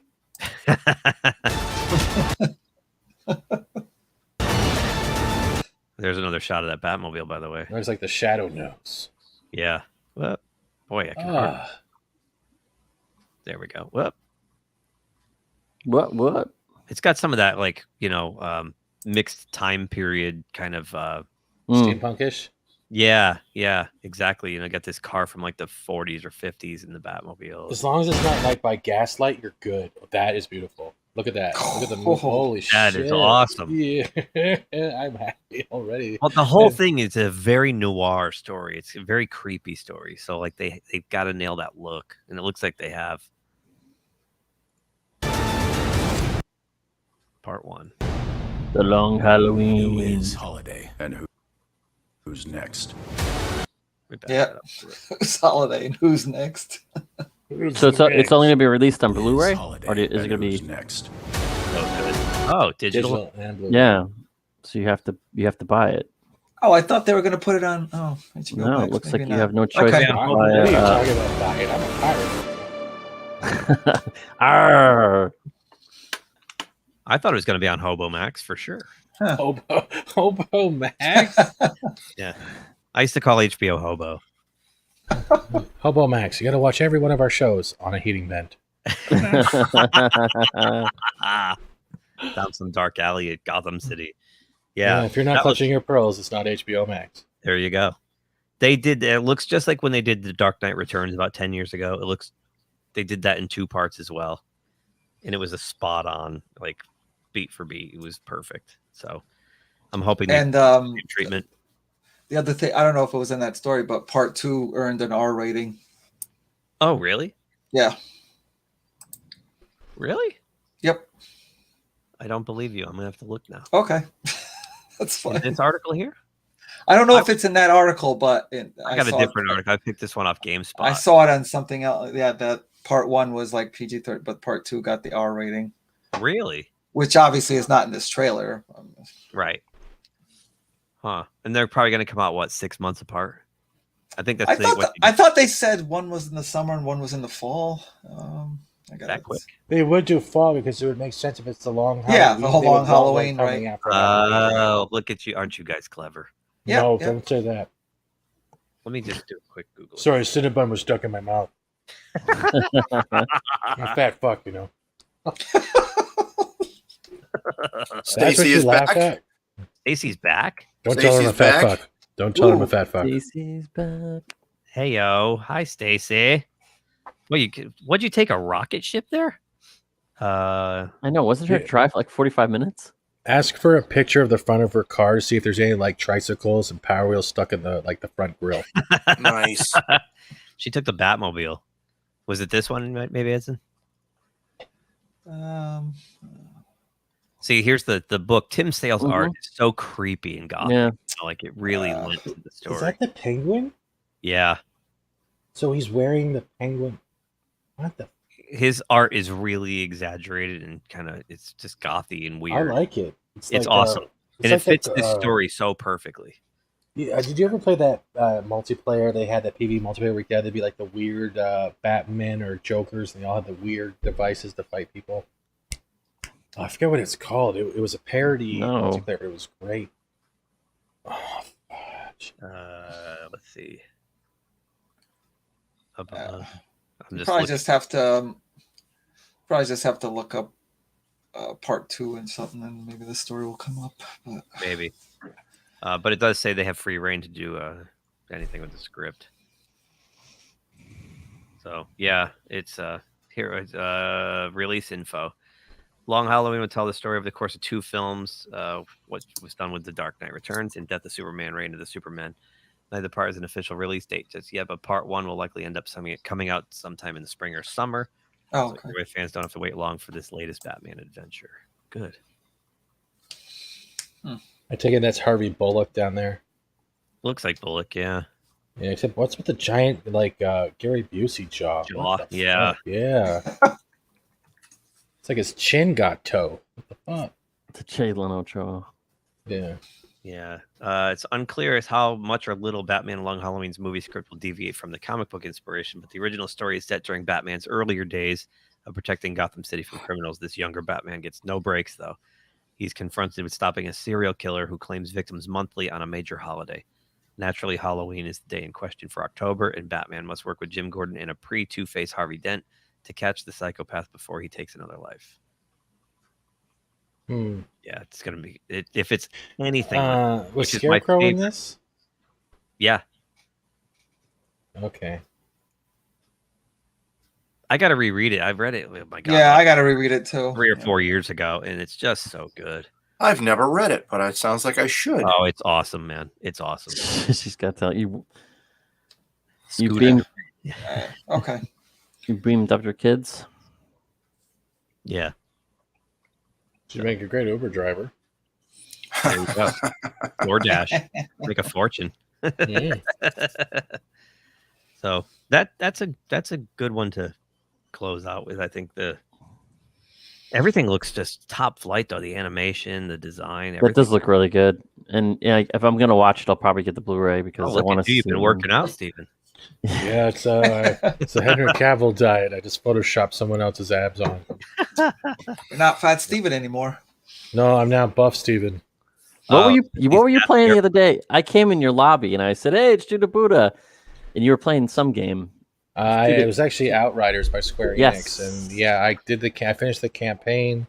And so now I'm just doing the expedition stuff and finishing up the other things I missed. But I had fun. The visuals were great. The story was cool. And like it was the best probably 18 to 20 hours I put in. Wow. Nice. I beat the game in like 5 days. Yeah. Wow.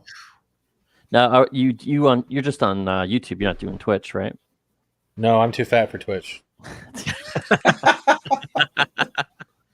I thought the sub button was an actual sub. Yeah. Yeah. What? You got to show your boobs on Twitch, right? Yeah, because I'll fit in a hot tub. Yeah, let me get some titty Crisco, streamer. I'll get on that. No, you're a sick bastard. You know that, right? You sick bastard. Who, me or him? The one who was telling me to show us my tits. I have to shave them first. Do you think I'm that fucking energetic? I'm just saying, all those girls on Come Twitch. No. I'll just go to Fatterbait. Fatterbait. Oh, I'm so fired. Hey, I'm telling you, there's Twitch streamers that can make a lot of money. Are you trying to pit me off? I don't need a manager. I just Dude used to go on Twitch. I do have a Twitch account. I used to do classic arcade stuff when I had the arcade up. And last year, the year before on Halloween, I did Resident Evil 4 for 3 days. I'm doing that one next month. When the Village drops, I plan on having fun with that. I love Resident Evil. I think I'm going to do Dead Space 1 over on stream just because I love Dead Space. That's one of my favorite horror games. It's great, but have you watched the animated movies? I have, a long time ago. Watch those first, then play the game because it makes the story so much more flow. Swole Steven? I'm not letting you give me any more nicknames, Kate. That's weird. I'm gonna wake up tomorrow and there's like Swole Stevie, Swole Steven, Swole Steven with the stutter. It's okay. Shut up, White Keith. You send them, I'll Shut pop up. Goddamn White Keith here over there trying to appropriate fat jokes, bastard. I'm not appropriating. I'm just saying that if she puts something funny, I'll post it. Look, just because I'm a stationary pitcher doesn't mean I can't kick your ass with a paper cut. I love that, dude. I love that. I know you didn't do the Stevie thing. I'm going to stop talking.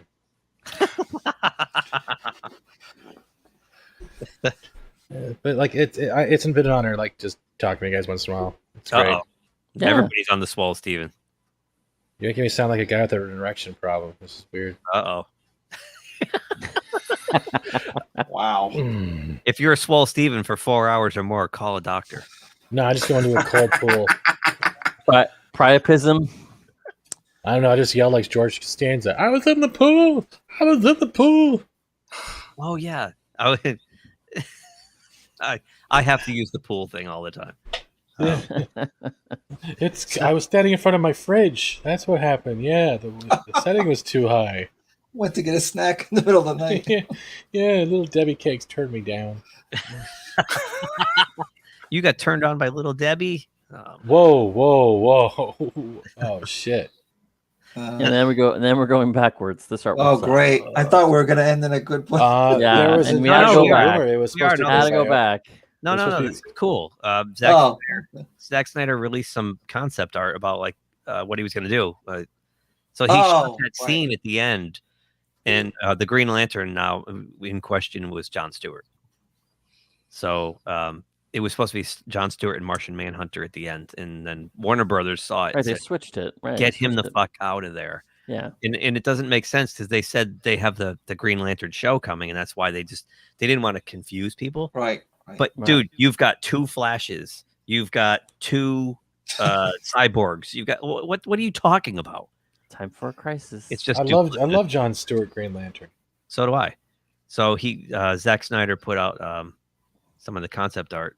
So let me pull this up here. So that's great. I thought that was LeVar Burton from it. There was what the hell? This right here, this woman. No, yeah, white LeVar Burton. That's it, right. Keith, you need new glasses. They're actually kind of messy. You can't see it's a chick. That looks like the actress from the 40-Year-Old Virgin, the one that runs the electronics store. I think it looks like. Doesn't it? Doesn't that look like her? Gym teacher from Glee too, right? Yeah, I was gonna say Jane Lynch. It looks That's like it, Jane Lynch. Lynch Mob, yeah. Abusive authority figure? What? Jane Lynch? Yeah. Yeah, she plays that in every single movie. Abusive authority figure. Yeah. Maybe they designed this character with her in mind because you look at it, you know. Oh, Yeah. That's what Jon Stewart was supposed That to looks like LeVar Burton. Yes, it does. It does. It does. It's in a book. Green Lantern Rainbow. I don't get it. I Actually, can't going like go that. anywhere except into the Snyderverse. I might have shot me down. I got no crown. I don't know where I'm going with this song. Maybe they Jay's gonna designed all copyright these me. people with like green rainbow. And, yeah, so that's supposedly there was in darkest night. and Martian Man. Oh, I love the X-Men like that. Yeah, right. I actually didn't like the way he looked in the movie. No, why does he look like something out of the last what do you call it? The three what? He looks like a zombie. He looks like he came out of a Western. He does. Yeah, He looks like Scarface in the Old West. Yeah, that's El Mariachi. That's Mariachi used from Suicide Squad, the deleted scene. Is it? Yeah, he was all burnt up on one side of his face. So yeah, that's it.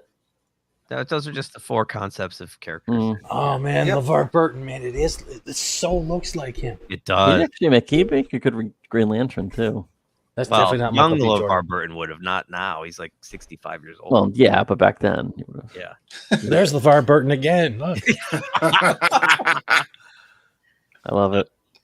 Yeah, it's funny 'cause I missed Jon Granny Stewart. Goodness when I saw this in the theater, Pete. I don't know how, because we saw it in a theater on a giant screen. And Alan, like, who's that woman? I said, well, what woman? He's like, the woman that was behind Darkseid. Yeah, the one with the blonde hair. I think this is the best Jon Stewart ever. Green Lantern. Yeah. Yeah. Cowboys versus zombies. No, not a good look for Joker. If it was at the Alamo, it would make a perfect good look for Joker. Yeah. Right. Yeah. But yeah, I don't know how I missed Granny Goodness when we were at the theater. When I watched it again. Well, isn't she normally portrayed more heavy set? Yeah, she's a chunky. She's chunky. Yeah, I mean, hell, Ed Asner played her She's in got the crazy TV fucking series. hair. She had like Don Wrinkle's body. Yeah, so that's probably why you missed it, is because you weren't expecting a svelte older woman. You were expecting more of a Santa Claus shaped. I just didn't even see the person standing behind Darkseid because my eyes were transfixed on Darkseid, because Darkseid is one of my favorite villains ever. And I was just, anytime he was on screen, I was just mesmerized and staring at Darkseid. Because if I have one complaint, I wish there was more of him in the movie. But Oh shit! What is this? What? Oh no, I was Jace sent me a tweet. So I'm trying to read it. What is this about, Jace? Because I'm seeing Han Solo and Skywalker like it's going to be insulting. Uh-oh. Oh no. Oh god. We're back in the trash bin, I guess. God, it's like it happens overnight. It's just like everything's just. What the fuck is a blastomech? That sounds like something that you clean out your anus with. What the fuck? Oh yeah. I'm gonna. I'll share this, but like this is something he showed me. This is bad. American Blastomech, really? That's what coming out with Blastomech? It's a man. Are you referring to Jamie Lee Curtis Explorer? Dora the Explorer? I'm the map. Dramatis Personae? Huh? What is this? Dramatis Personae. But I can't make this bigger, so hold on. What, the DS9 episode? You can't zoom it? I'm going to zoom in right now. I just want to make it a bigger tab. I can't wait for My Secret Identity. It's just like a transgender trying to find his balls for 3 seasons. I'm sorry. Oh my God. I'm sorry. You ever remember that series, right? Vaguely. Melissa McCarthy. Dr. Chelly Lona Afra, rogue archaeologist, weapons and droid expert extraordinaire, our intrepid heroine. What is this from? This is from, I think it's from the Star Wars books. Available tomorrow. The epic audio adventure of Dr. Alpha by Sarah Kuhn, Afra. Oh, Dr. Afra. Okay. Yeah. So, yeah, there's all the character breakdowns. Black Kurstan. Like, what the fuck? 000? Really? That's a name? Who is it? Yeah, it's a black C. It's a black colored C3PO droid. 000 is? And apparently, yeah, he loves to torture people. Ah. Draining organics of all their blood. Okay. It's a vampire droid. Yeah. Yeah. Blastomech. He has a flamethrower. That's all you got? Santa Staros, smuggler, unfortunate dreamboat. Working with the What the hell is this? Unfortunate dreamboat. I'm sorry, I'm so Wait. dreamy. That's Han Solo. They just kind of described Han Solo. Yeah, but look at the bottom part. Actually useless. Oh. Actually useless. Let's just bring them in and then Wait, read this. Read this. Yellow-haired rebel humanoid who is supposedly important for some reason. Holy fuck. Rebel Please royalty? tell me this is being sarcastic. This is a joke, right? It's got to be a joke. Jace, is this a joke? Please answer. Where'd this come from, Jace? Bunch of jerks. Don't tell me this is from some writer's room or this. No, this has got to be a joke. Chewbacca. Han Solo is very loud Wookiee sidekick. No match for a black Kirsten, in my opinion. All right, Yeah, C-3PO, they got name. That's perfect. Simpering, yeah. R2-D2 has an amputee inside. Where was that part? Where's that in the description? You ever see the Thumb Wars, the Odekirk Thumb Wars thing? Look at this. The tall one is sort of annoying and effeminate, and the small one has an amputee inside. This is. I can't look at this anymore. This is bad. I gotta stop this. It's hurting my eyes. They're bleeding. Yeah, where did that come from? Yeah, we got to figure out where that came from. Yeah. But you notice that I'm actually Jon Stewart in Jon Stewart's body, right? Yes, you No, are. no, we get it. And it's hilarious. No, it's not. It's bad. He's like, fuck that shit. It's like, Steven's you fucking pricks. Oh my god! I wish you had an ass like mine. That is true. Where did I see? I don't know where it is. I heard they're re-releasing 3 classic Star Wars novels this week. Like, And they Yeah, with covered new it covers. up. With Yeah, new and they covers. covered up the authors' names, I think, on it or something. Oh, Something did they like that. really? On the top, like the actual, I think it's the authors or the artists. They actually, where they put like, I guess it's supposed to be the stories of legend or whatever, that weird banner, but they put it right over top of the people's names. or some shit. Looks like it came from the book by Sarah Kuhn. Okay. It can't be serious. It just can't be. Dr. Afra book. All right, I'm going to conduct a little experiment here real quick. That's what they said in college. Didn't help. Ah. Dr. Afra. All right. Oh, here it is. Oh, I see it. You see it? The comic book, right? No, this is a novel. I'm going to do There's this. a comic book called Dr. Oh yeah, there was a comic book a while ago. Yeah. Right. Yeah. She first appeared in that Darth Vader series, and then they offshoot it into their Yeah, own she's form. got that kind of look from the character in Rogue One. Where's What like the hell is it? Jane Erso? Yes, thank you. Oh god, yeah.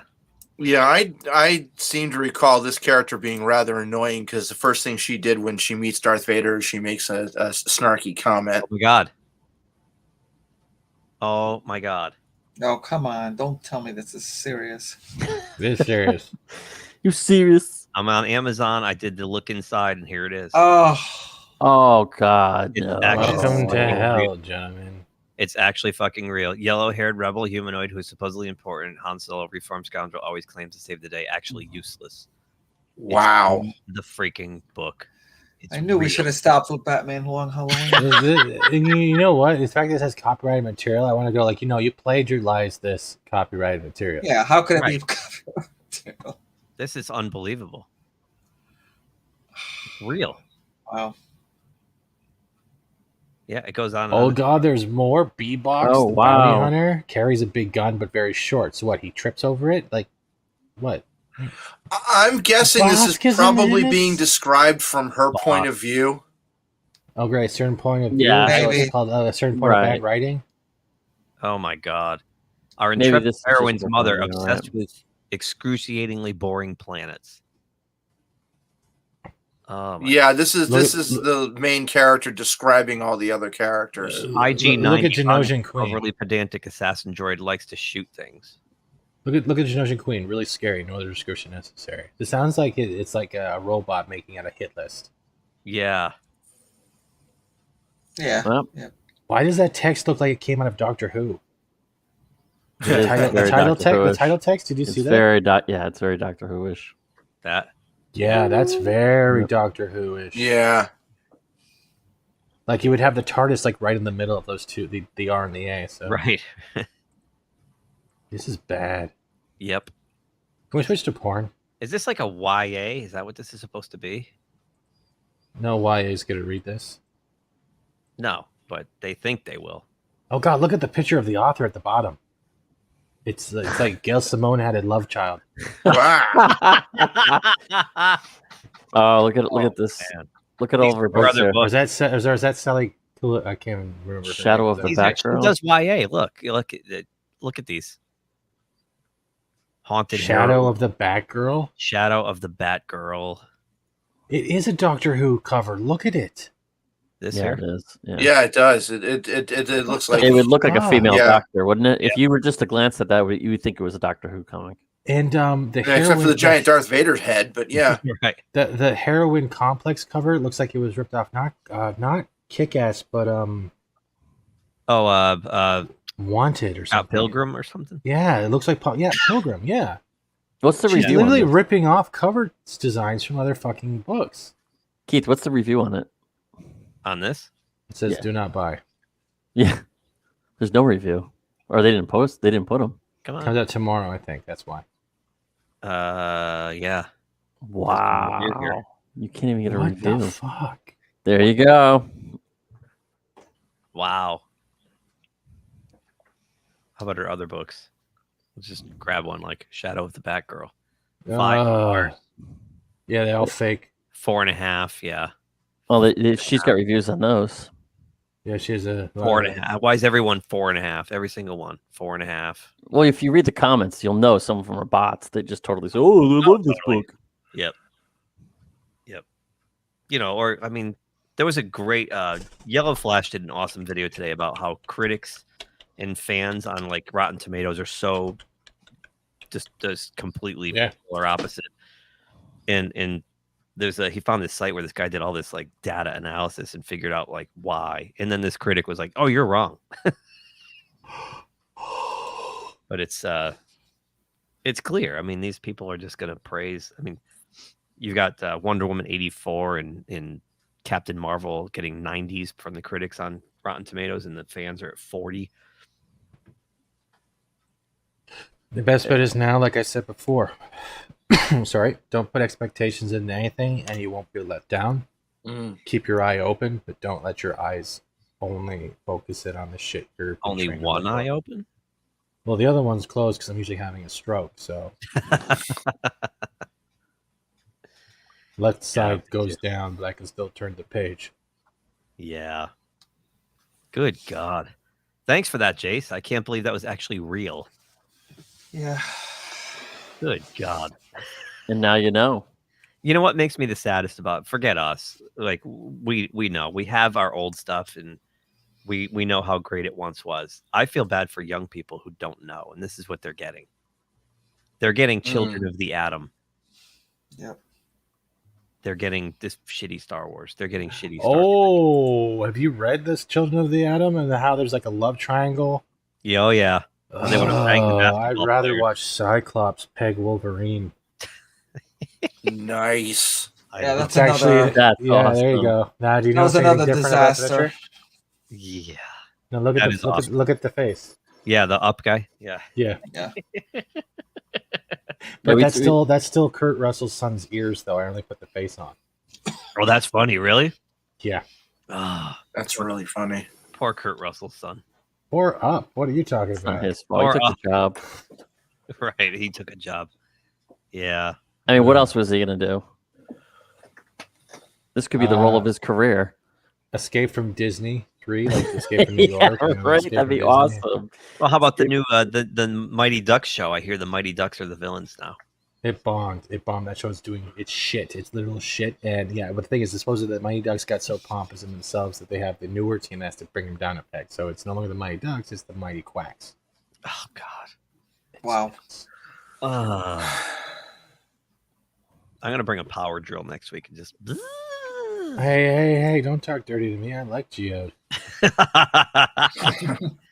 You tagged us in what Star Wars thing? I'm curious. Is it on Twitter we got tagged on something? I don't know. I'm lost. It's late. Well, we're at 3.5 hours, I think. We're closing on midnight. I think we're good. Yeah. Yep. I'm Twitter. not getting hard for the rest of the week. It's all good. I will. I'll check. I've got like a gazillion Twitter notifications. Look at our audience is going up as it's getting later. We should just do like a 3 a.m. stream. We decided to start the show late so we can get more audience in later. You got a sub and then got scrubbed a sub right as I was on the show. So in the last Today? 45 minutes, you just got scrubbed. did- Now you were I at did see 276, that. now you're 275. Yeah, I Really? did You see just got that. scrubbed. Yep. Wow. I did see Must- that earlier. It's Unless a they slow hit, climb. unless they hit the Fucking button hell. and they were like, "Oops." Oh no! I don't like Because that. I've no. done that before, but like, "Oops." Yeah, or we said something right away that pissed them off. Right. Can only imagine. 5:29 a.m. in Norway. Oh, Oh my God! Wow. Wow. What's the lottery numbers? It was the line. Holy crap, dude! Do you like Norwegian black metal? Probably does. What am I? He's actually a really good dude. He's been on Echo Base with his friend Tim. His friend Tim Possible looks like Kylo Ren lookalike. No joke. Really?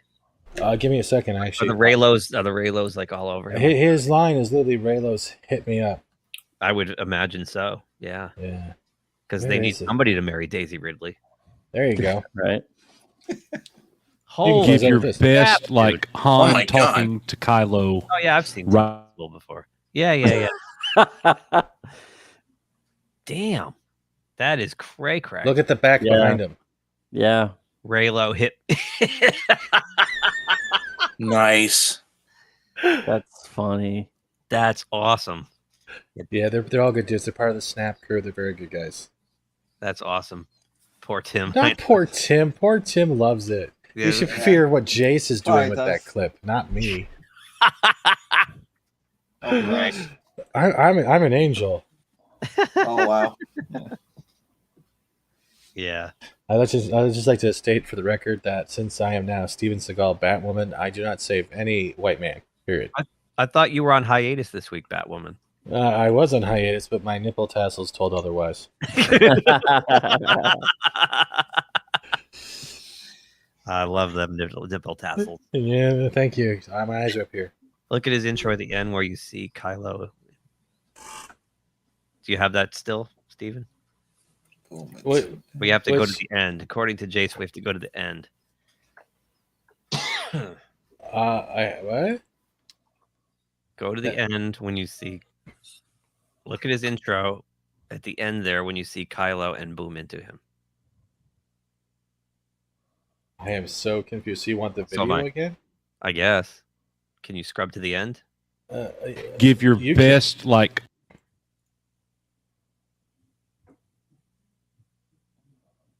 Wait, what? God, Oh, look, I can control it. That's so bizarre. it's creeping me out, man. You gotta. Okay. Somewhere in here. I don't know. That's it. Hey, please. That was it? I think that was it.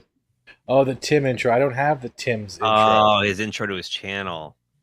I don't. That's just Oh. weird. Why would I? Whoa, that's not right. Color bars. Nice. Yeah, USB great. Classy. Hooked up to my TV, right? So I can like stream a TV show or something without. Right. Yeah. That's how I Uh, check how fat my What ass is it? is, right? Just I'll have to Yeah. just go to his channel and find that myself, I guess. It's on YouTube.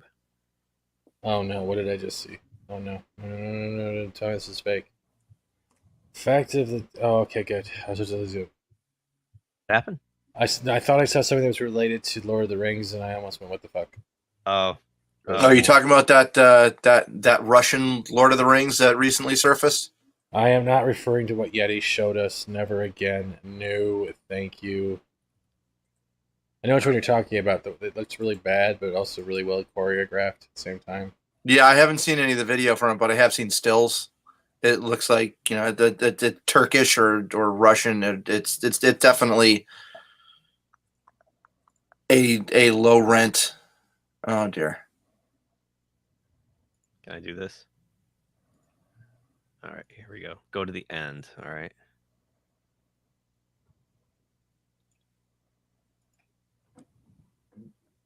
Oh, there's Kylo. All right, wait.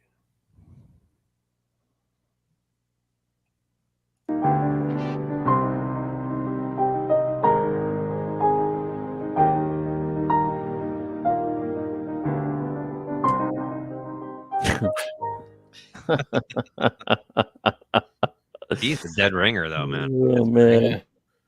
That's hilarious. Man. Does he get, like, does he have Reylos all over him, though? Like, do they bother him? I would assume they would, because they're crazy. Yeah, but I don't want to keep you guys too long. I know you can't make it go too long. I'm sorry. No, I was just curious if Reylos actually do bother him. So, oh, that's the old one? There's another one? Okay, let me go back. You said the trailer. I went to the Sounds like we're talking to Tim's pimp now, doesn't it? You know. Oh, here it is. Rebirth. Okay, here we go. Hang on, let me pause this. Let me share it. All right. Somewhere here. I totally see this guy deep faking. Oh, yeah.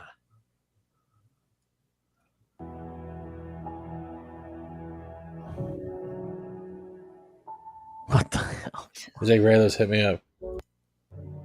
Does it say that behind him? I know it says it. I think he's mouthing it. Oh, is that what he's... Oh.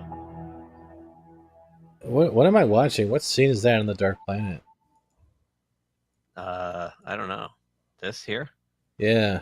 He's fighting the Ren. Knights of Ren. Yeah. Knights of Ren and Stampy. Yeah, the Knights of Ren. I think that was in the last movie, if I remember. I haven't watched it. Oh, you're not. Even if you've watched it, you're not going to remember it. I don't remember shit. I watched it and I don't remember shit. It's like you have amnesia after the credits roll. It's like, what the fuck did I just watch? Exactly. I watched it twice. I still can't fucking tell you what it's about. It's true, Kate. He doesn't. He's a dead ringer. It's all fetch quests. That's all it is. The whole movie's a fetch quest. Yeah, it is. It's a video game. Yeah.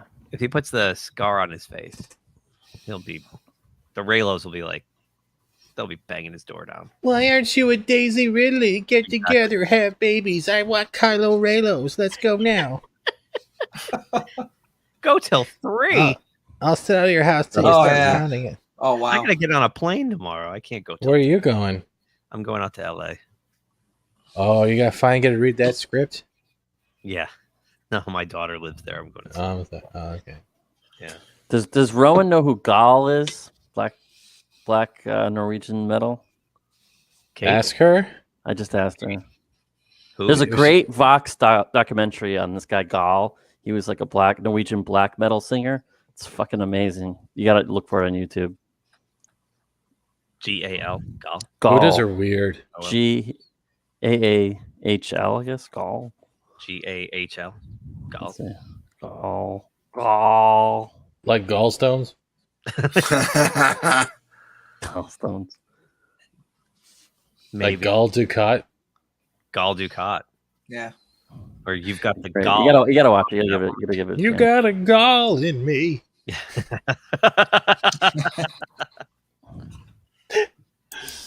you find it? Wait, gall in 60 seconds? I posted in our private chat.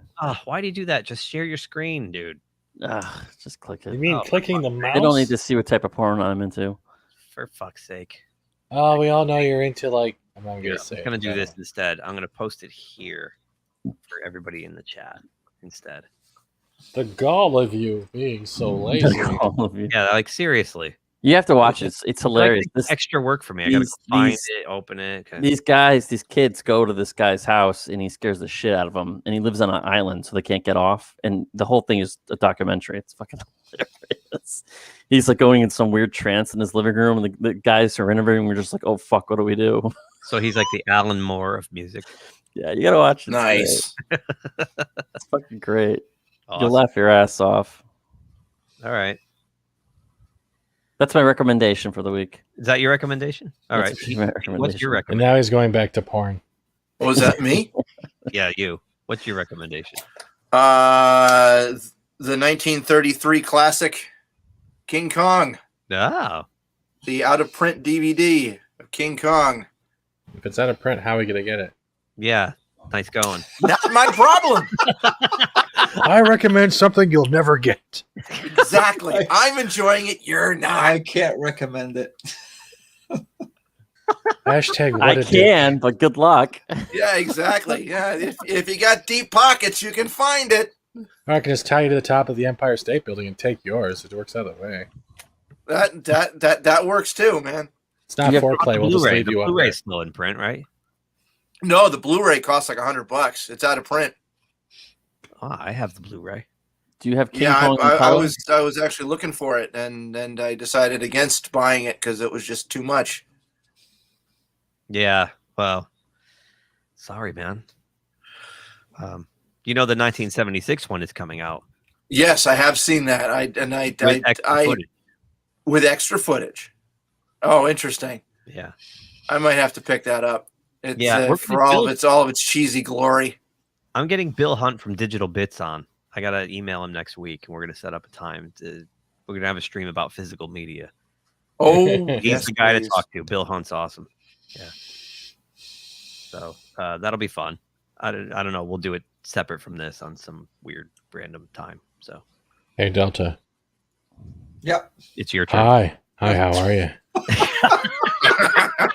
All yours. I got Cheetos waiting downstairs. Cheetos does some good. I'm so fucking fired. It's not even funny. Well, Edson, if you can compose yourself to Oh.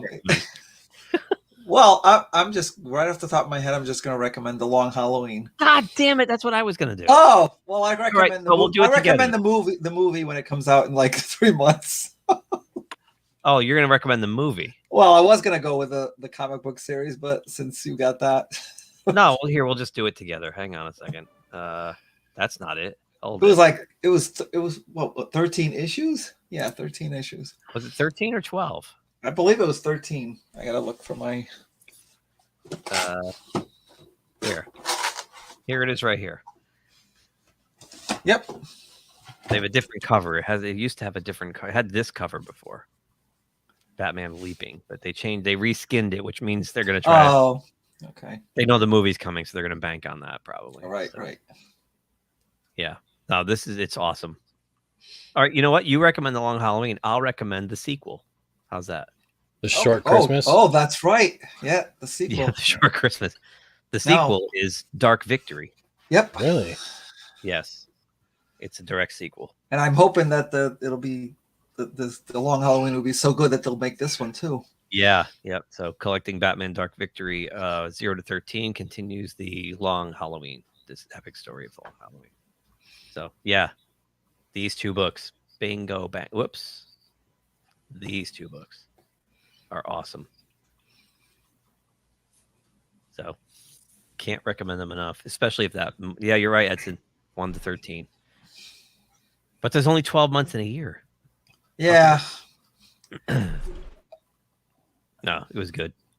Fat Steven, do you have a recommendation? Yes, I suggest everyone watches Batwoman. Because, you know, Batwoman is the shit. Under what substance?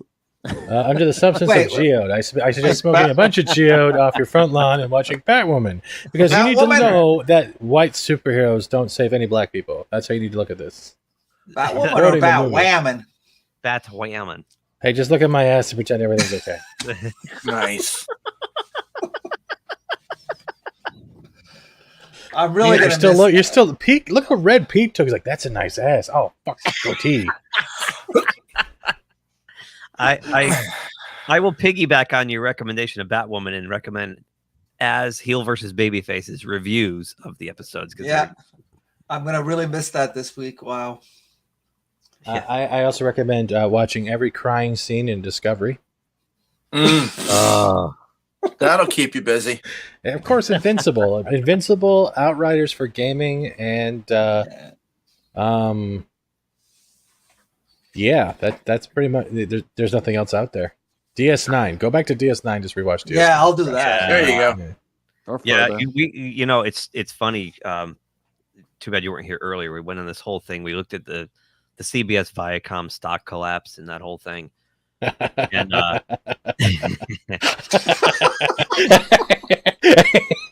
and tied to that. Okay, J. Jonah Jameson. Oh my God! You said that, and I started cracking. Like, there's this picture of a line that goes Paramount stock. It actually got a small bump, probably because their announcements yesterday. Yeah, meth. But I listened to a podcast called Inglorious Treksperts. It's Mark A. Altman and Darren Doctorman, who's a visual effects guy who does a lot of Star Trek. And they got into their latest episode. They got into this discussion about why we haven't gotten Deep Space Nine in Voyager in high def, remastered like next gen. And Robert Meyer Burnett was on it, and he went into the whole process and how long it took and how much money they didn't make back because they had prepared the next gen for Blu-ray, but by the time they were ready, kind of everything went to streaming. Yeah. So, but he basically broke it down that it cost about $20 million to restore next gen. So you could assume it would cost $20 million for DS9 and $20 million for Voyager. Every episode of Discovery costs between $6 and $8 million. Which is that's so for the cost of 4 shitty episodes of Discovery, we could get DS9 and Voyager remastered. And if they really wanted to make money with Paramount Plus, they would do that. Spend the money, put them exclusively on the Paramount Plus channel, because I'd actually pay for it to watch those again in high def. You know what I would pay? What? Just for something that was good quality. That's pretty much it. That's all I want. For something good quality. Yeah. I'd give them the money to watch DS9 and Voyager in high def. Like, yeah, but still in the 4.3, they would have to go back through from the actual reels and do it. Yes. They would have to find people to do it. Yeah, that's what they had to do with Next Gen. They had to go get the negatives and just basically recut everything and recolor time it. And yeah, Robert Meyer Burnett went on this whole thing about how it was a really tough process. And in some cases, they couldn't even get the negative. They couldn't find the scene. So they had to up-res for 10 or 12 seconds at a time, sometimes standard def, because they just couldn't find it. But he's like, it was a 4-year process. But yeah, right. Yeah, Buck Rogers got a Blu-ray. Right. And Babylon 5, they just did this with Babylon 5 for Hobo Max. The problem is they brought the negatives out and they redid all the live action in high def, but all the effects are still standard def, just upscale. So they took a shortcut that way. But even that, I take that with DS9. I will recommend something because Kate just reminded me of it. Todd and the Book of Pure Evil. That is something to go back for. Yeah. Yeah. Okay. You got to go back. That's the sad part. We have to go back in time for good things. Well, especially when a guy plays a guitar and it makes some other guy's anus bleed. You know, that makes the show worth it. And that's episode 1. Nice. Wow. I'm sorry, Delta. Is that ruining your sleep patterns? Probably will. I play the guitar. Shut the fuck up. You really want to lose some sleep? Try watching Wonder shows. And you want to get some real good sleep? Stick a picture of my face on your pillow. Oh, I just might do that. Or I love you, White Keith. I love you too, Steven. You got to record that. I was going to say, I have that and just play it in a loop and be like, he said my name. The fake fact fucker said my name. Talk dirty to me, you 2D avatar.